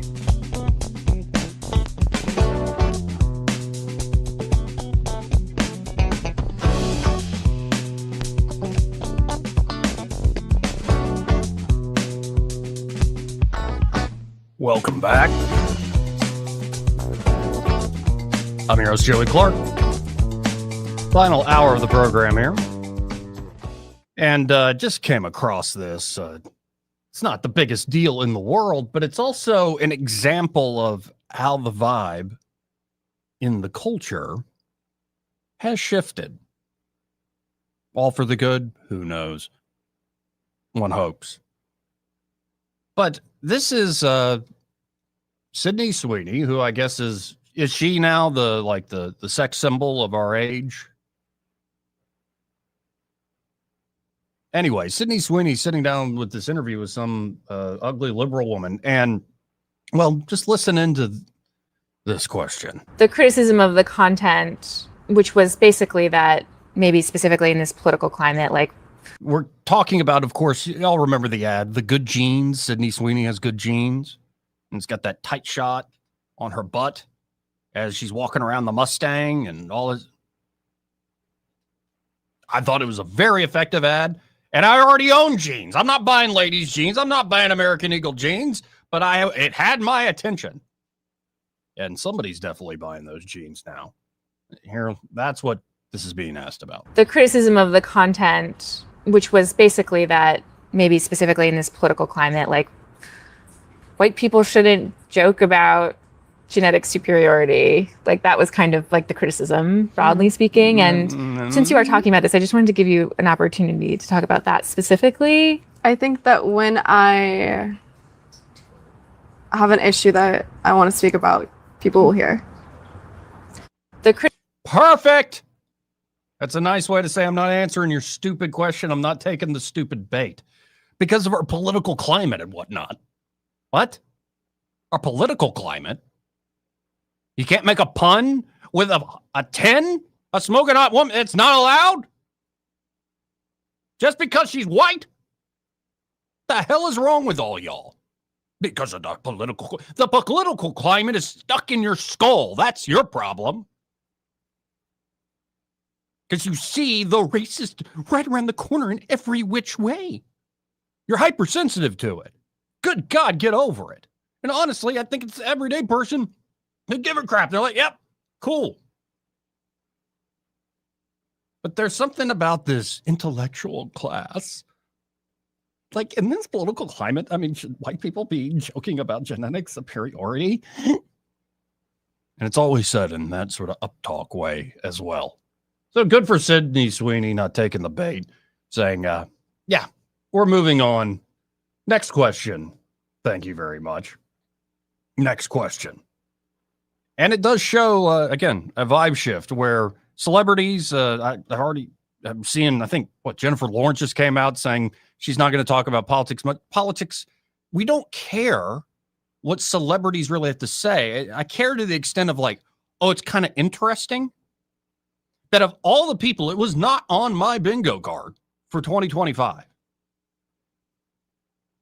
That because of the genocide happening in Nigeria, with Muslims killing Christians, something like 125,000 Christians slaughtered over the last several years.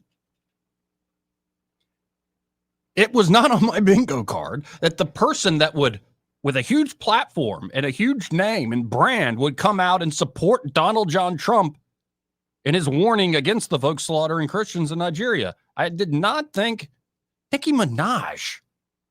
Really? Cool. But there's that novelty thing. You hear what I'm saying? It's not so much, oh, because Nikki said it, then we got to do it. I mean, maybe that's how you live your life. Because Sydney Sweeney said a thing. Because Taylor Swift said a thing. Because Joe Rogan said the thing. No, that's not how it should work at all. It should be more like, you know what? Do what you're good at. Do what you're good at. Enjoy what you're good at. In Sydney Sweeney's case, she looks great in everything she does. Nicki Minaj's case, well, she knows how to put on a heck of a show and grab people's attention in that way and just be good. But in terms of the struggle sessions and like, should you really even be making puns like that? Genetic puns in this political climate? That can't be allowed. That can't be allowed whatsoever. Now, another story, hat tip to The Blaze. And Glenn Beck, in particular, a reporter there named Steve Baker. Now, Steve Baker was there at the Capitol, inside the Capitol on January 6th. He is a credentialed reporter for The Blaze. They arrested him. They didn't arrest other reporters. They arrested him. And the reason they arrested this guy, several months after the incident, I believe, is becoming clearer by the day. They have breaking big stuff on the pipe bomb story. Let's listen in. This is only about a 2-minute clip. I think it is the biggest scandal of my lifetime. There is a major development in the January 6th pipe bomber investigation. Blaze News has the exclusive. Its lead suspect is at the highest levels of government. And Steve joins me now. How long have you been working on this story? I've been pulling the threads on this for exactly 4 years. If anybody ever wondered why they made such a big deal out of arresting Steve, this is why. I was so shocked by what I saw, I immediately took it to a source in one of the most important, highest level investigative federal agencies in the country. And I said, you have to see this. After they looked at it for about 2 hours, the response that I got back was, holy F, she's one of us. And when you find out the position, this now will implicate so many people at the highest levels. What's your confidence level in this story? I can give you forensic estimates, the analysis of the hoodied bomber on the evening of November 5th compared to the gait analysis of this individual in private life and at work. The actual software hit at a 94% accuracy. Damn. Then human analysis from the experts in intelligence is much higher. They've looked at it and went, my God, that's it. You've got it.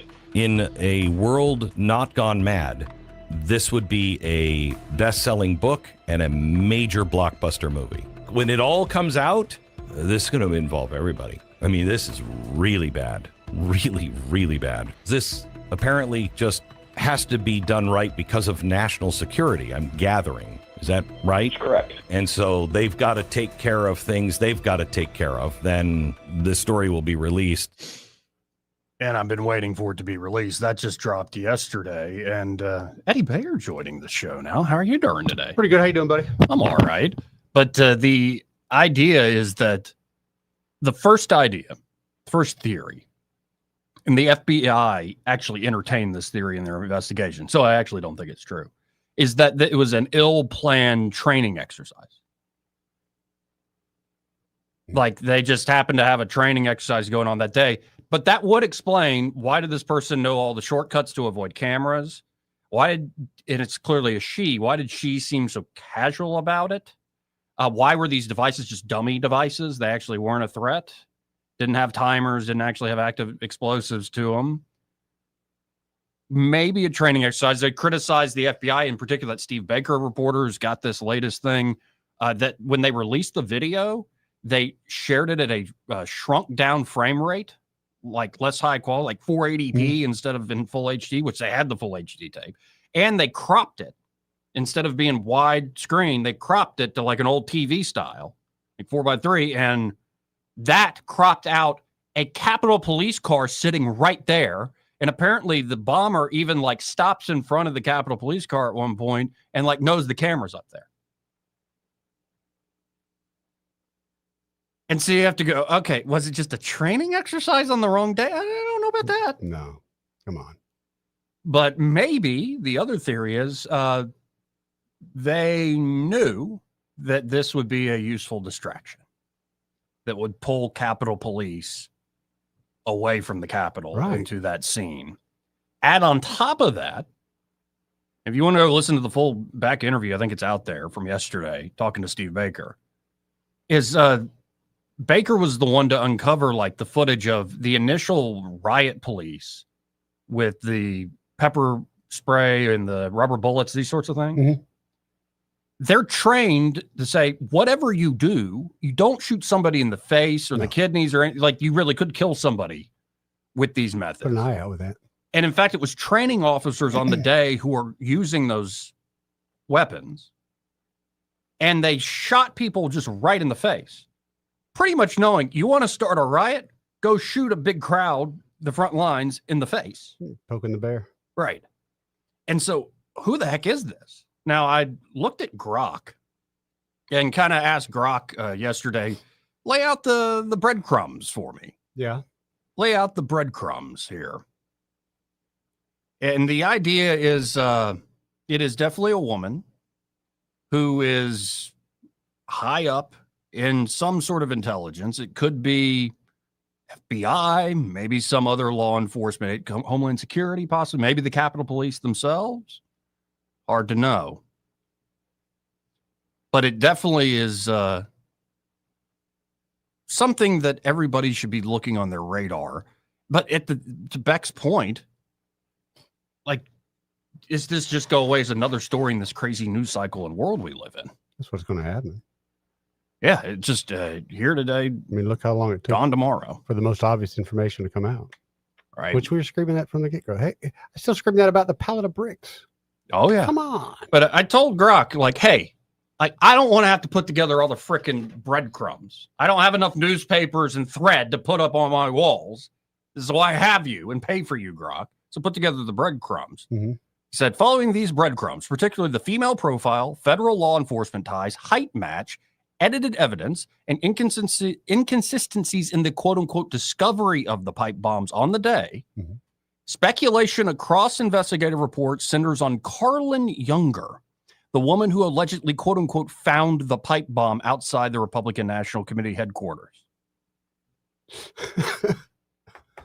Younger was a project manager for FirstNet Authority, a public-private partnership for first responders. FirstNet received a $92 million FBI contract weeks before January 6, linking her to federal law enforcement networks. She left FirstNet in 2021 and co-founded a securities tech startup.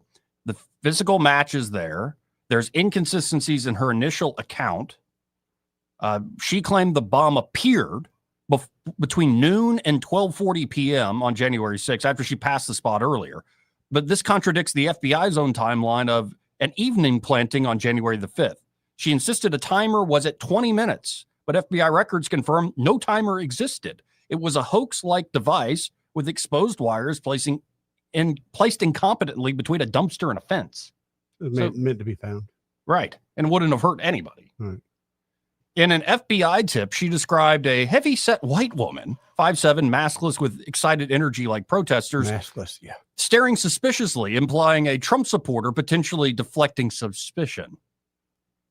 And it maybe is part of a potential cover-up. Her discovery prompted evacuations, but the bomb was missed by Secret Service sweeps at the DNC, despite Kamala Harris being inside that day. Critics argue her story supports a hoax narrative, and the FBI never ruled her out as a suspect or accomplice. A former United States Capitol Police officer, Ken Capolino, photographed the device shortly thereafter. Now, this is, again, all speculation. You got a picture of it? Of what? With the device? No, I don't. I'm not ready to go. I'm just wondering how fake it was. Like, used to, honestly, at Spencer's, they sold one of those deals, or if it was somebody that actually made one that looked fake. There's a big difference. I think they made one that looked fake. That's what I'm thinking, too. So it was still scary enough to make scary enough to go, oh, yeah. what? And as soon as you look at it, you got the wires. It's not even connected. It's not an actual bomb, but it looks like a real bomb. Mm-hmm. Yeah. So that came out and got my attention for a second. And there's so many of these things. Like, to your point, what about the pallets of bricks? Pallets of bricks, my friend. And maybe Trump and team are onto that at this point. Maybe so. I don't know. Sometimes I wonder, Joe, if there's much difference. I do too. It's just a different play that we're not involved in. Now, just shifting gears completely. Yeah. Interstellar object 31 Atlas changed color again. I told you the other day, dude. And shows signs of non-gravitational acceleration. Yes, it moved to the right. Suddenly, it took a hard right. Yeah. Have you seen a picture of it? It looks bizarre. Yeah, I mean, it doesn't look like something natural at all. Yeah, a team of astronomers monitoring this object, it's the interstellar object 31 Atlas, have found something a little surprising. Their third confirmed interstellar visitor appears to have changed color for the second time. Meanwhile, another team finds that the comet has begun to show signs of non-gravitational acceleration as it approached. For those of you who haven't been following the story of the third interstellar visitor, on July 1st, astronomers at the Asteroid Terrestrial Impact Last Alert System, ATLAS, spotted an object hurtling through our solar system on an escape trajectory. Given its velocity and its eccentricity between 6.1 and 6.2, I don't know what that means. It means if it was confirmed to be an interstellar object, the third we have seen after the first two that were suspicious. Astronomers have kept close eye on the object, not known to be a comet due to its distinctive outgassing behavior. They've found a number of unusual features of the object, which may well be a 10 billion year old time capsule from an earlier age of the universe. Well, that's one theory. That's odd. Studying it, you open it up and it's like somebody's old Letterman jacket. Right. What are those stains? Yeah. Studying it could tell us the exotic environment it grew up in, though astronomers are still attempting to pin down exactly which part of the galaxy it came from. How about let's figure out, is it going to hit us or not? Well, that's a good question. I mean, I don't know if it's actually going to hit us. It could take a hard right, whatever it wants to. And honestly, you know what else changes colors like it wants to? Octopi.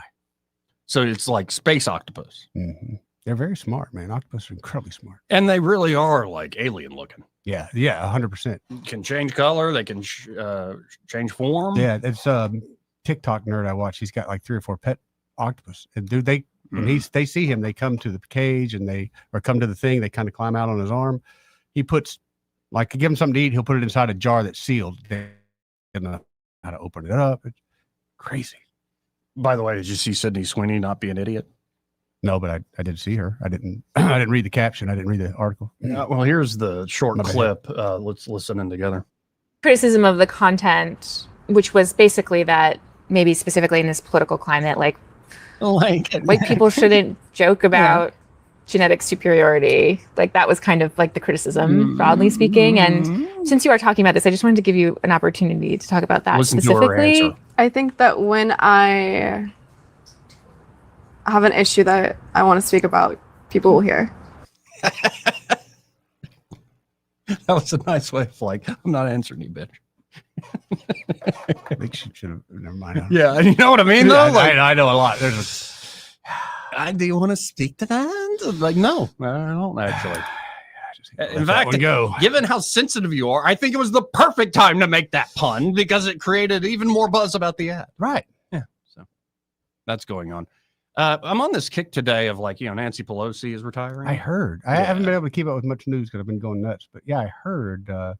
And Trump had a statement good for you kind of thing.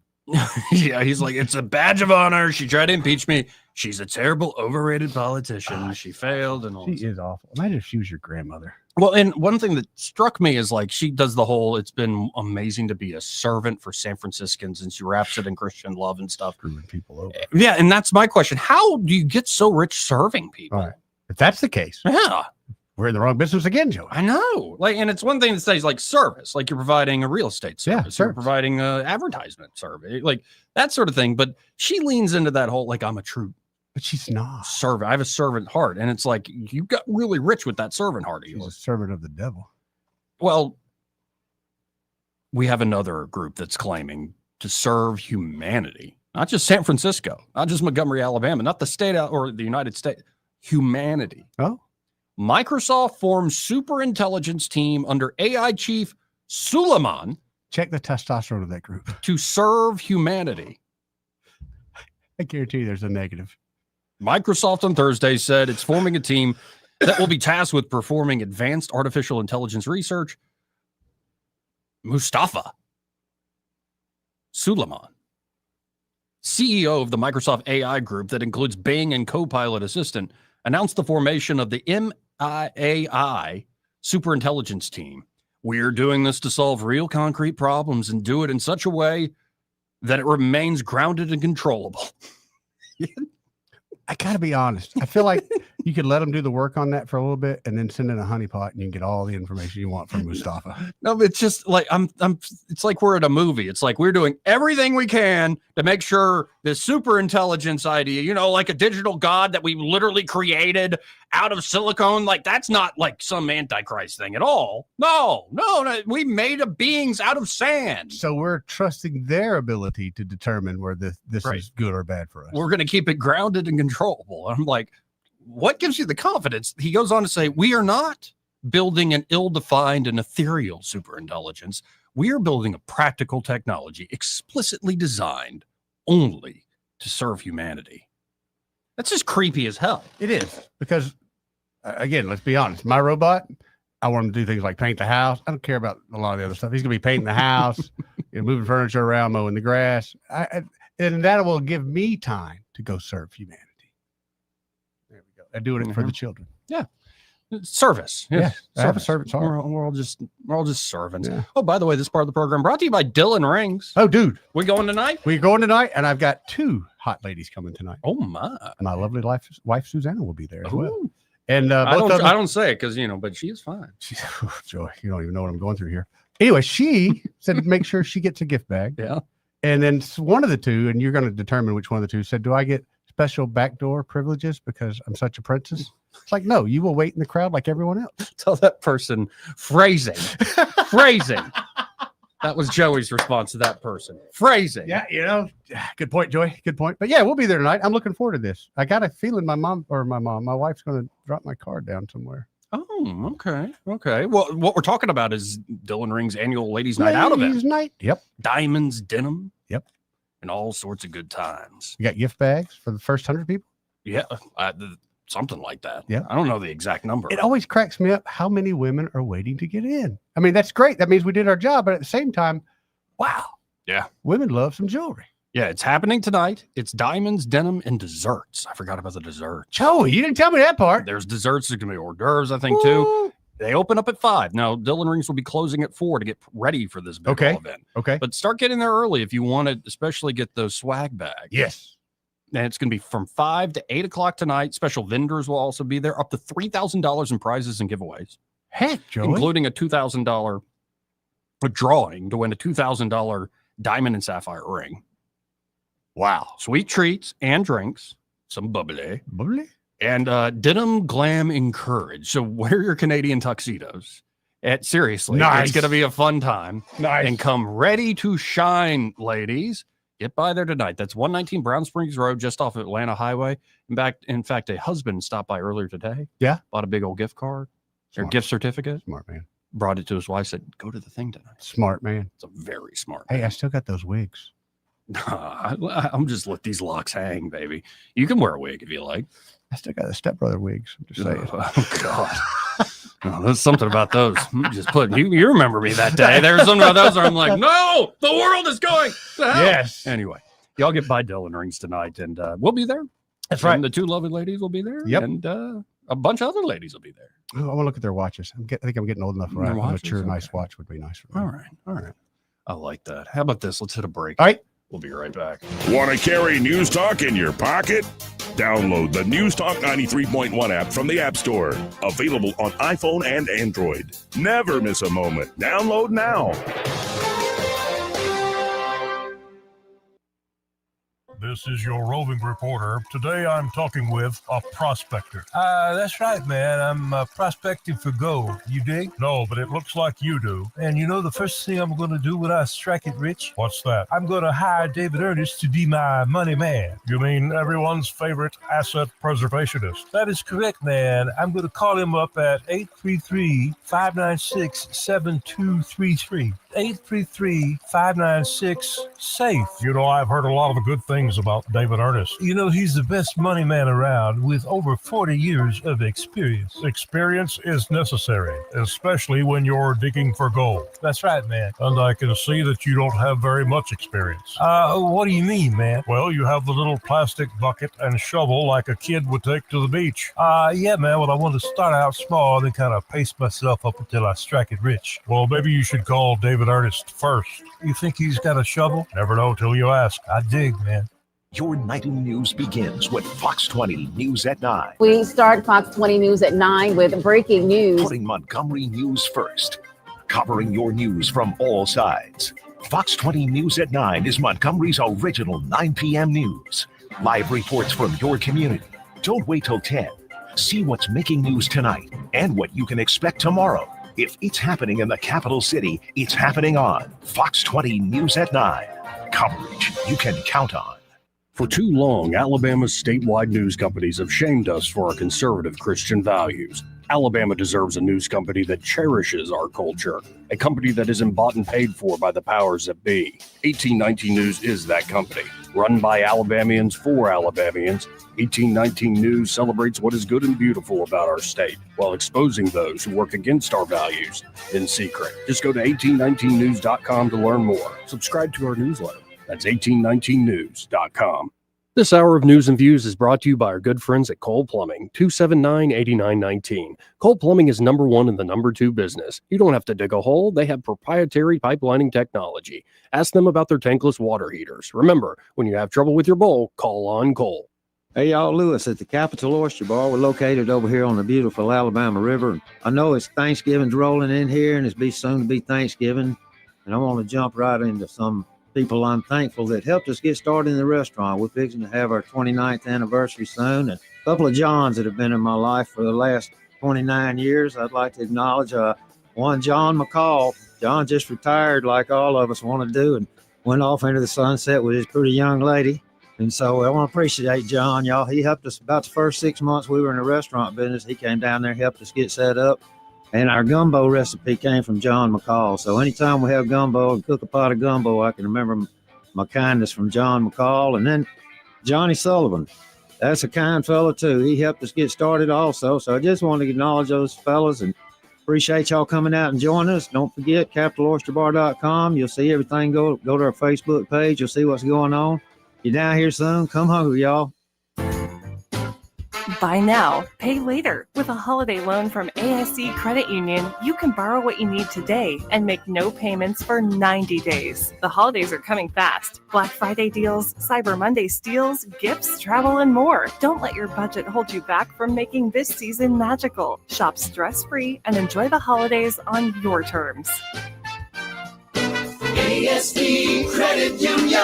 Your life, your goals, your ASD. Terms and conditions apply. Federally insured by NCUA. Hello, this is Yasmin Hosted with Beauty and Beyond. We've been advertising with Blue Water Broadcasting for 10 years plus. If you would like to increase your business, use Blue Water Broadcasting radio stations. They get results. Radio works. It's as simple as that. Call us to find out how radio can work for your business. Blue Water Broadcasting. Local folks helping local business. Rich Thomas weather brought to you by Clark Heating, Air and Plumbing. Summer is over, but the deals are hot at Clark Heating, Air and Plumbing. Just $29 service fee for all your AC and plumbing needs. Better call Clark today. Alabama certification number 09098. Rich Thomas weather. Well, hi, everybody. We are enjoying this warming trend for a couple of more days. Even the nights are moderating with the overnight low temperature tonight down to about 50, mostly clear skies. Plenty of sunshine, flirting with 80 again tomorrow. I think we may flirt with 80 on Friday as well, with the risk of scattered showers and thunderstorms beginning perhaps as early as Friday afternoon, more likely Friday evening and Friday night, and some of those storms could reach severe limits. Saturday looks like a nice day with high temperatures at least in the upper 70s, but stand by for that shocking Arctic plunge. You'll really feel it by Monday and especially Monday night. From the Blue Water Weather Center, this is Rich Thomas. On FM, on your smartphone, and online, the River Region's most trusted voice. News Talk 93.1 FM WACV.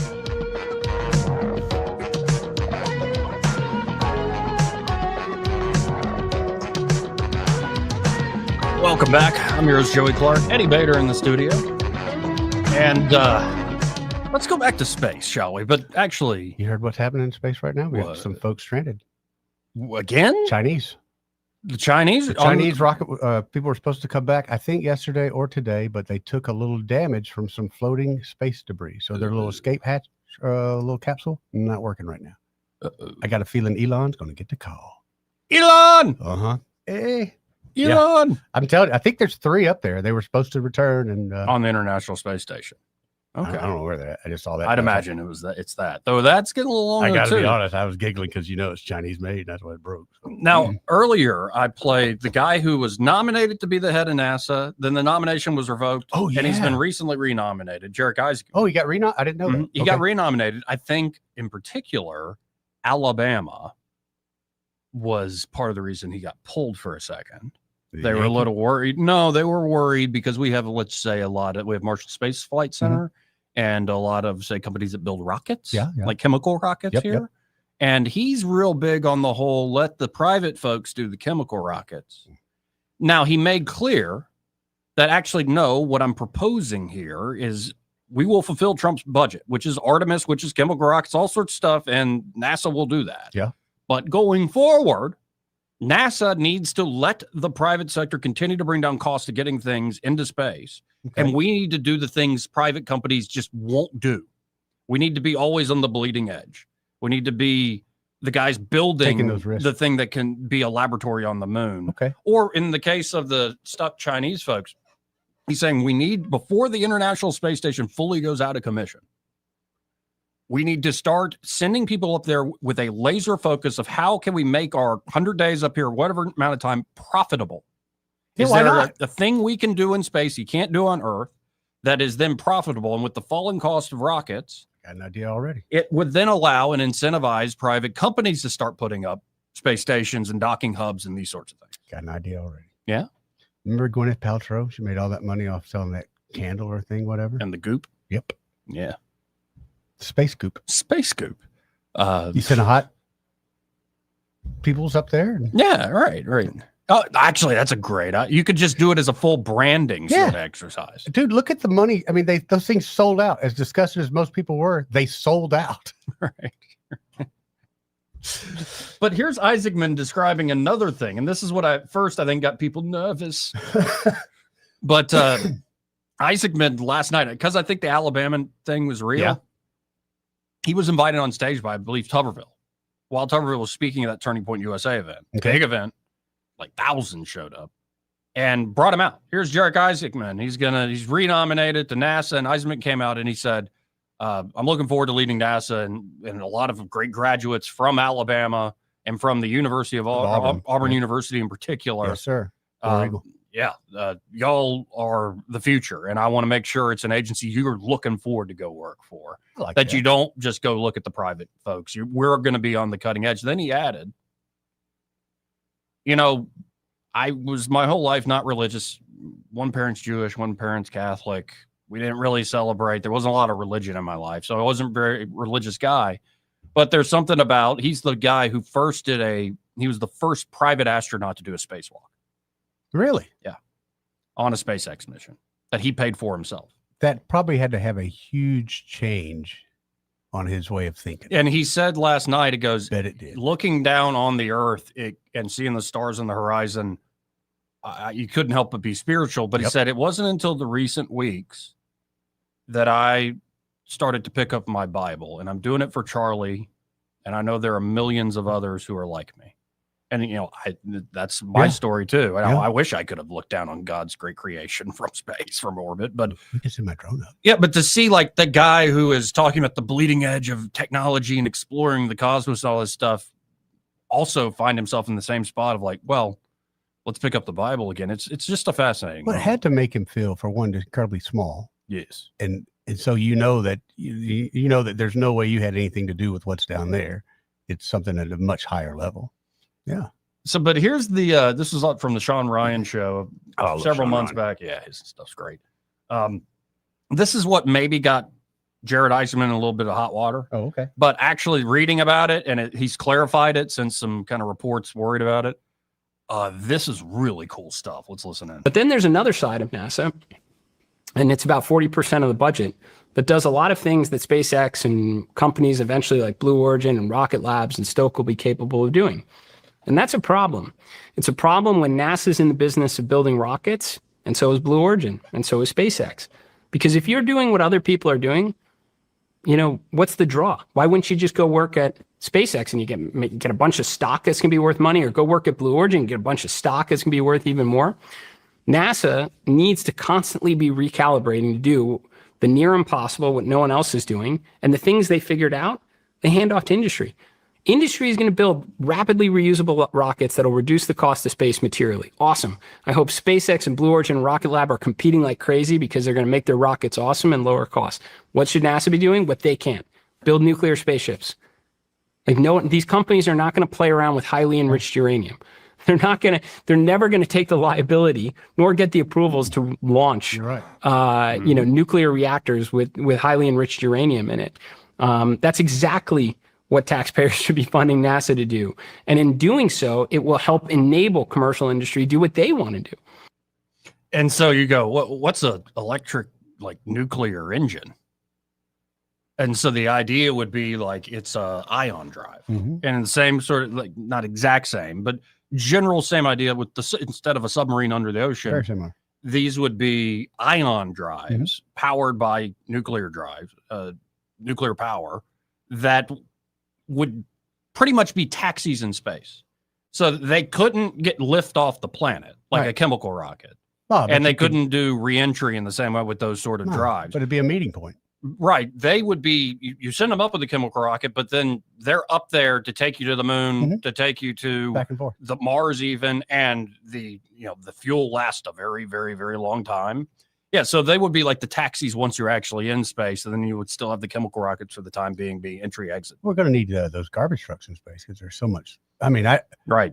Because really need what they're suggesting hit the Chinese stuff was like almost the size of a bolt, a small 10 millimeter bolt. And it, before reading the speeds or whatever, it just went right through. Mm-hmm. Oh, it can rip through real quick. Yeah, imagine all that junk out there floating around. And I'm not smart enough to know, like, what should the countermeasures be here or now, but that's definitely an issue that needs to be worked on. Now, it can happen. It's still a little overstated when you think about how much space there is, but there's a lot of debris up there. Who wouldn't buy space junk? Space junk. Would not buy space junk. Take your ships up there. Yeah, collect space it, junk. Come back here. I'd buy it. Bring the space junk back. Yeah, I'd buy it. People bought pet rocks in the 70s. Moon Why rocks. not? People are dying from moon rocks and things like that. If you could sell chia pets, yeah. If you could sell Furbies. Did you buy the Obama chia pet? Oh man, that's racist. They sold it. It's a test. Somebody failed. And y'all failed. Somebody failed. You've gotten full Fuentes now. No, if we can sell all these stupid tchotchkes and like, dude, who wouldn't buy space junk? Figurines Who wouldn't buy a piece of space junk that's wrapped in the glass, or just like they do with dinosaur bones and stuff? I'd buy it all day long. Yeah, and he's also got ideas about like bringing in folks that are still in college and actually making it profitable for people to research, like to learn and research and also make money at the same time. Why Like he's not? got all these different. It's freaking brilliant. I think he's a great pick. I think part of his pull was also not just like the Alabama and say established interest concerns. Mm-hmm. But it's also he's a big Elon guy. He's worked a lot with Elon. And, I thought Elon was just kind of saving grace there. That's who was pushing. well, initially though, his nomination was pulled after Elon had the falling out with Trump. Oh, yeah. So when he got yeah, which is a shame because this guy. Well, when there are breakups, you like lose it. friendships. That does happen. Anyway, let's go to line one. You're on there. Who's this? Okay. Hey, it's a Master Thespian. Hey, Master Thespian. Hey, I wanted to weigh in on this space discussion. Yes, sir. You know, Joey and Eddie, in that space junk, there's a lot of electronic parts. And guess what they use to put those electronic parts together and make them work? Gold, silver. Gold and silver, Yep. and titanium, Yeah. and other rare earth metals. So what you're suggesting about somebody going up and salvaging that stuff and bring it back actually is a pretty decent idea because they may be able to make some money off of that. How much would you be willing to pay? And I'm being serious. If there was a bolt, just a bolt, and as long as a pencil, but it's from space, blah, blah, blah. How much would you be willing to pay for it? At least $50. At $100. least, exactly. At least $50 bucks. Yeah. I bet you could go higher than that. You probably could, but if smaller pieces, there's a washer. A washer gets you $35 bucks. Well, I have something that was in space. You're right. Something invaluable to me. So anyway, but that's a huge thing. The Chinese guys, they are on their own spacecraft. Oh, they are. Okay. Space station. It's the Chinese space station, and the problem is it's their vehicle to come back home. Mhm. They don't have a way to come back home if that's compromised. So it's a big deal. My mind doesn't work right. Why? As you Are were you thinking talking, it's an Asian vehicle? No, I just started Asian thinking driver? of the David Bowie song. Oh. For here am I sitting in a tin can. Yeah. From control to Major Tom. You know how much they're spending. You know how much NASA is spending per super launch system rocket to send Artemis to the moon? Like $2.5 billion per rocket. Ooh, billion. And that's why Isaacman's wanting to do what he's doing. He's like, we got to find a more sustainable way to do this. We can't be throwing all this money up. And the SLS, good grief, I think that started. I know the Orion capsule is something that was started in the Bush administration. So some of these projects have been around for a long And the plan is to still use SLS for the Artemis program to go back to the moon. Yeah, but they're only building like 5 of them, and that's it. They're not building any more. So his idea is to have some of these people like SpaceX and Blue Origin and all, because Blue Origin is sending up a New Glenn rocket this weekend with some satellites going to Mars. So you've got other companies other than SpaceX. Yeah, oh yeah. It's very cool to see how in depth, for instance, Bezos has gotten. Competition makes everybody stronger, man. Right. But Isaacman's saying, hey, we can do this cheaper. We can do a better job of using taxpayer money to send stuff into space using these private companies. That's what he's advocating. Oh yeah, I'm down with that. And be more cutting edge than NASA. I like it. Okay. Anyway, we all have fun. See you, buddy. Thank you. I'm enjoying it. I got nothing but ground control to Major Tom. Commencing countdown engine song. What is it? Check your protein pills. God's love be with you. Only getting worse, Joey. I'm sitting in a tin can. Planet Earth is blue, and there's nothing I can do. Oh gosh. Could you imagine though, honestly, being stuck? That would suck. And just it's you and me. We're great friends, but all of a sudden, hey, we're stuck. Are you serious? Have you called? Have you pushed all the buttons? Yeah, we got a problem. You know, if you don't fix this, you're going to lose your backdoor privileges. This part of the program brought to you by Bo Goodson and the Goodson Group, and they're at the Goodson Group. They're ready to help you buy or sell here in the River Region real estate market, or if you're looking to rent out your property, great idea in this market. If you are looking to convert to a rental, really still is a great idea in this market. And the problem is it can be a real pain in the butt. If you have no experience managing, you don't know what you're doing. Instead, have the Goodson Group do it for you for a reasonable fee and turn it into a performing asset. And so if you're looking to buy or sell, or again, you want to convert your property to a rental investment, to a rental property, just check out the Goodson Group today. You can always learn more at thegoodsongroup.com or give them a call at 551-0225. I want to almost keep going back to 551-0225. Be sure to tell them that Joey, that fellow on the radio, sent you. I'm wrong about that. Yeah. It's just, I'm sorry. It's too funny. But you know what? Asian people find it funny too. Yeah, So I know. That's why it's the like, truth. I don't hate Asian people. I just think it's hilarious. It is hilarious. Like, you know how many people mock the Alabama accent and crap like that? Whatever. do man. that? Yeah, like who cares? I've heard rumors, dude? but I ain't never seen it. Who cares? Though there is a thing about it was it Donnell Rawlings? It was a black comedian talking about Bill Burr. Yeah, that's who it was. Yeah. From from Dave Chappelle. Yeah, and so it's like you'll hear people do, or Burr was talking about it too. Like whether like a white guy does a black guy voice or a black guy does the white guy voice, sometimes it's the real generic thing, and it's like, yeah, that's hacky and not that cool. But like if they do a voice and you're like, I know it? Yeah. I know that guy. Yeah, I know that person. Oh yeah. People freaking love it. Oh yeah. Like because it's honest and it's true and it is funny. Like seeing somebody that voice doesn't normally come out. Speaking of Bill Burr, I can't get this through my head, and a lot of people don't know who we're talking about. But who's the lead singer of Smashing Pumpkins? Oh, Billy Corgan. They're brothers. That's nuts. They're brothers. That really is crazy. They had a dad that he just stayed on the road a lot, I guess. But they are brothers, and the only reason they ever found out is fans seen them enough to, in pictures go, you two look related. Mm-hmm. Yeah, they're brothers. There's a star man waiting in the sky. He may not know whether he's coming or going, but whether you're going to work or coming home, Greg Budell is there. Mornings 6 till 9 and afternoons 3 till 6. Only on News Talk 93.1 FM WACV. Want that ride that is fun, affordable, and street legal? Check out ETG Outdoors in Montgomery. They have huge discounts on electric golf carts with many brand new units under 10 grand. New and used inventory, financing available, and they service what they sell. ETG Outdoors even provides lithium battery conversions and free delivery with purchase. Whether it's for the neighborhood, the farm, or just fun, ETG Outdoors, 7006 Vaughn Road, or online at etgoutdoors.com. Cruise smarter, drive electric. ETG Outdoors, your ride to freedom starts here. This hour of news and views is brought to you by our good friends at Cole Plumbing, 279-8919. Cole Plumbing is number one in the number two business. You don't have to dig a hole. They have proprietary pipelining technology. Ask them about their tankless water heaters. Remember, when you have trouble with your bowl, call on Cole. When news happens, you'll hear about it first. The River Region's most trusted voice. News Talk 93.1 FM WACV.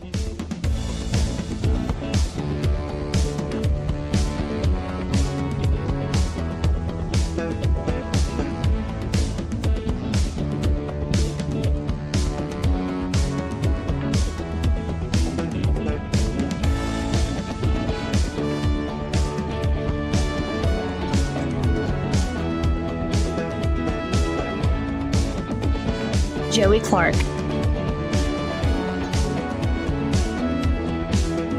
Welcome back.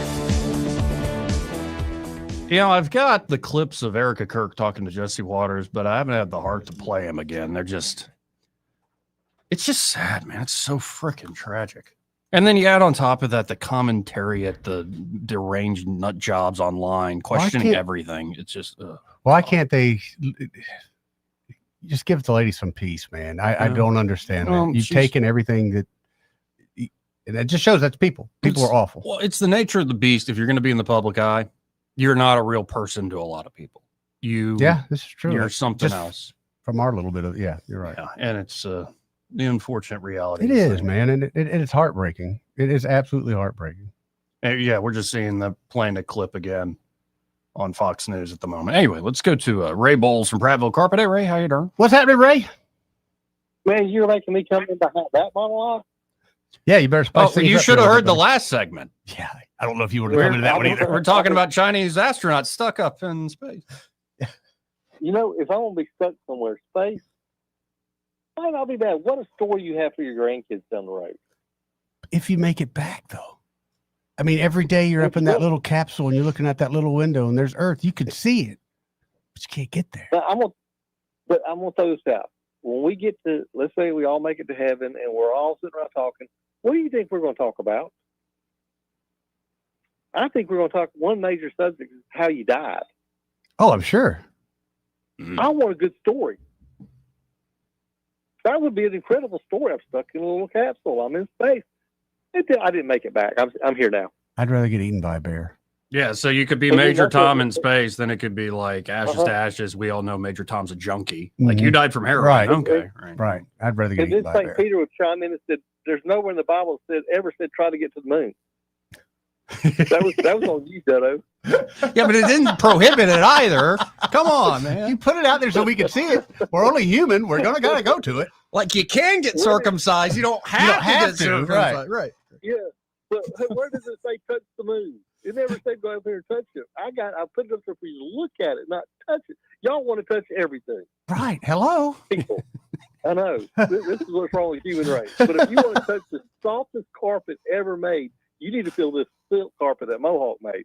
Now, you are going to want to touch that. It is incredible. And we have it on sale right now for around $40 a yard installed with pet pads. It all starts with a phone call, 285-8117. How about that? That's a good transition into a good ad. Well done. Really good. Again, that's 285-8117. When you call up 285-8117, be sure to say you heard Ray Bowles on the radio with Joey and Eddie. Guys, y'all have a great day. You too, brother. You, Ray. I want to be blunt publicly. I've missed you a lot these last few weeks. I've been so busy, Joey. Oh, no, I know. I'm not guilting you. I'm just being honest with the audience and with you, your public. I've been wanting to be here, something bad. And I will say this. Yesterday, I woke up in just a depression dump. Yeah, dude. And so I put on some sad music and my partner called me. She's like, what are you doing? I told her I was in a little bit of a funk. Okay, this is how good of a business partner I got. A few minutes later, I told you about the boat. She bought this boat. I could hear this boat coming from down the lake, and I knew it was her. She came and picked me up. She said, come on, get in, loser. Went and rode around the boat for about an hour, got my head straight. I feel so much better. But it was cold. But that boat, it's so nasty, Joey. It's just pop, pop, pop, pop, pop, pop, pop. It's got that raised cam in it. Yeah. Yeah. But I missed you too, man. Yeah. It's just, it's like, and I can do a show, but it's not the same. It's not as fun. I'll put it that way. Love you, brother. I love you, brother. Yeah, we're gonna go to my date tonight. Wait, or no, sorry. We're gonna be at Dillon Rings. Yes, we are. For ladies' night. For ladies' night, we're gonna be at Dillon Rings. That's right. Anyway, let's go to line one. You're on there. Who's this? Anybody there? Hero. Hey, somebody just texted me and said on the vault they're playing David Bowie's song we were talking about right now. Wait, which one? Starman or Major Tom? Space Odyssey. Yeah. Oh God.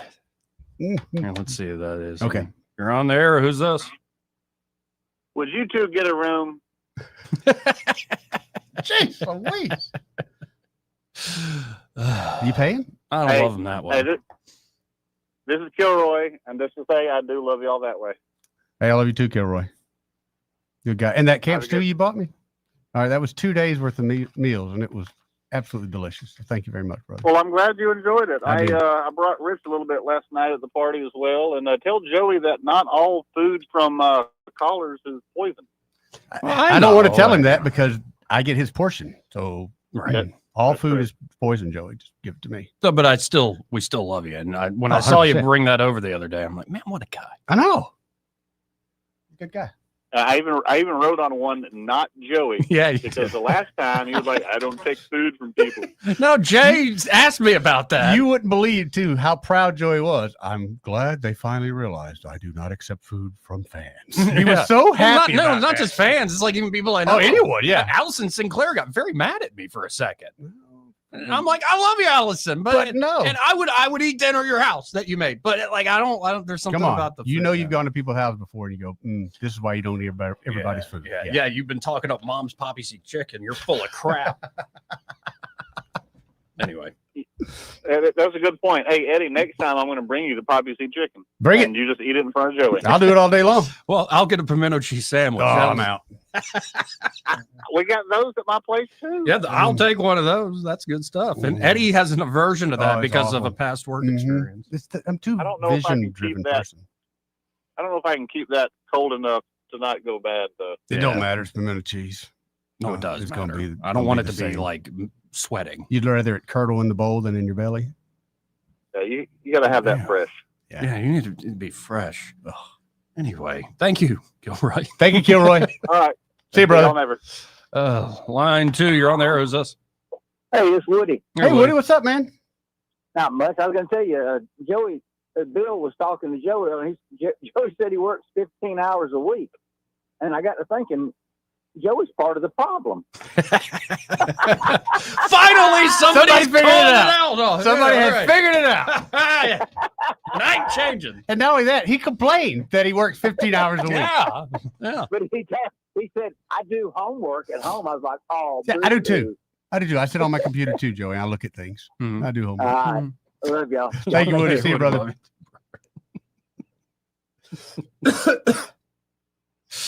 Yeah, man. Yeah, that's a whole subject for another day. Like how quickly men, and I think it's a good thing, are willing to say, love your brother these days. Oh, yeah. I had a feeling you go back in history, even just a generation or two, be like, who's I think I remember, like as an adult, one of the first dudes, and I was probably a teenager, but first dudes I told I loved, and I remember it was hard to say it. It was. Yeah, there was like a don't you cross that. Yeah, I mean, we were both looking at each other. No Brokeback Mountain thing, but it was just like, yeah, don't you put man. that curse on me, Ricky Right. Bobby. Right, exactly. Anyway. Well, I guess I'll see you tonight. Yeah, And we'll see you tonight, homie. y'all stay tuned. Is Pamela back today? I hope so. I hope so. I hope Greg so. is next. I haven't seen him, but I know he's here. We'll be back tomorrow for the Friday edition of the program. Broadcasting from the Riverside Chevrolet Master Control Center, this is WACV Cusana, News Talk 93.1 FM.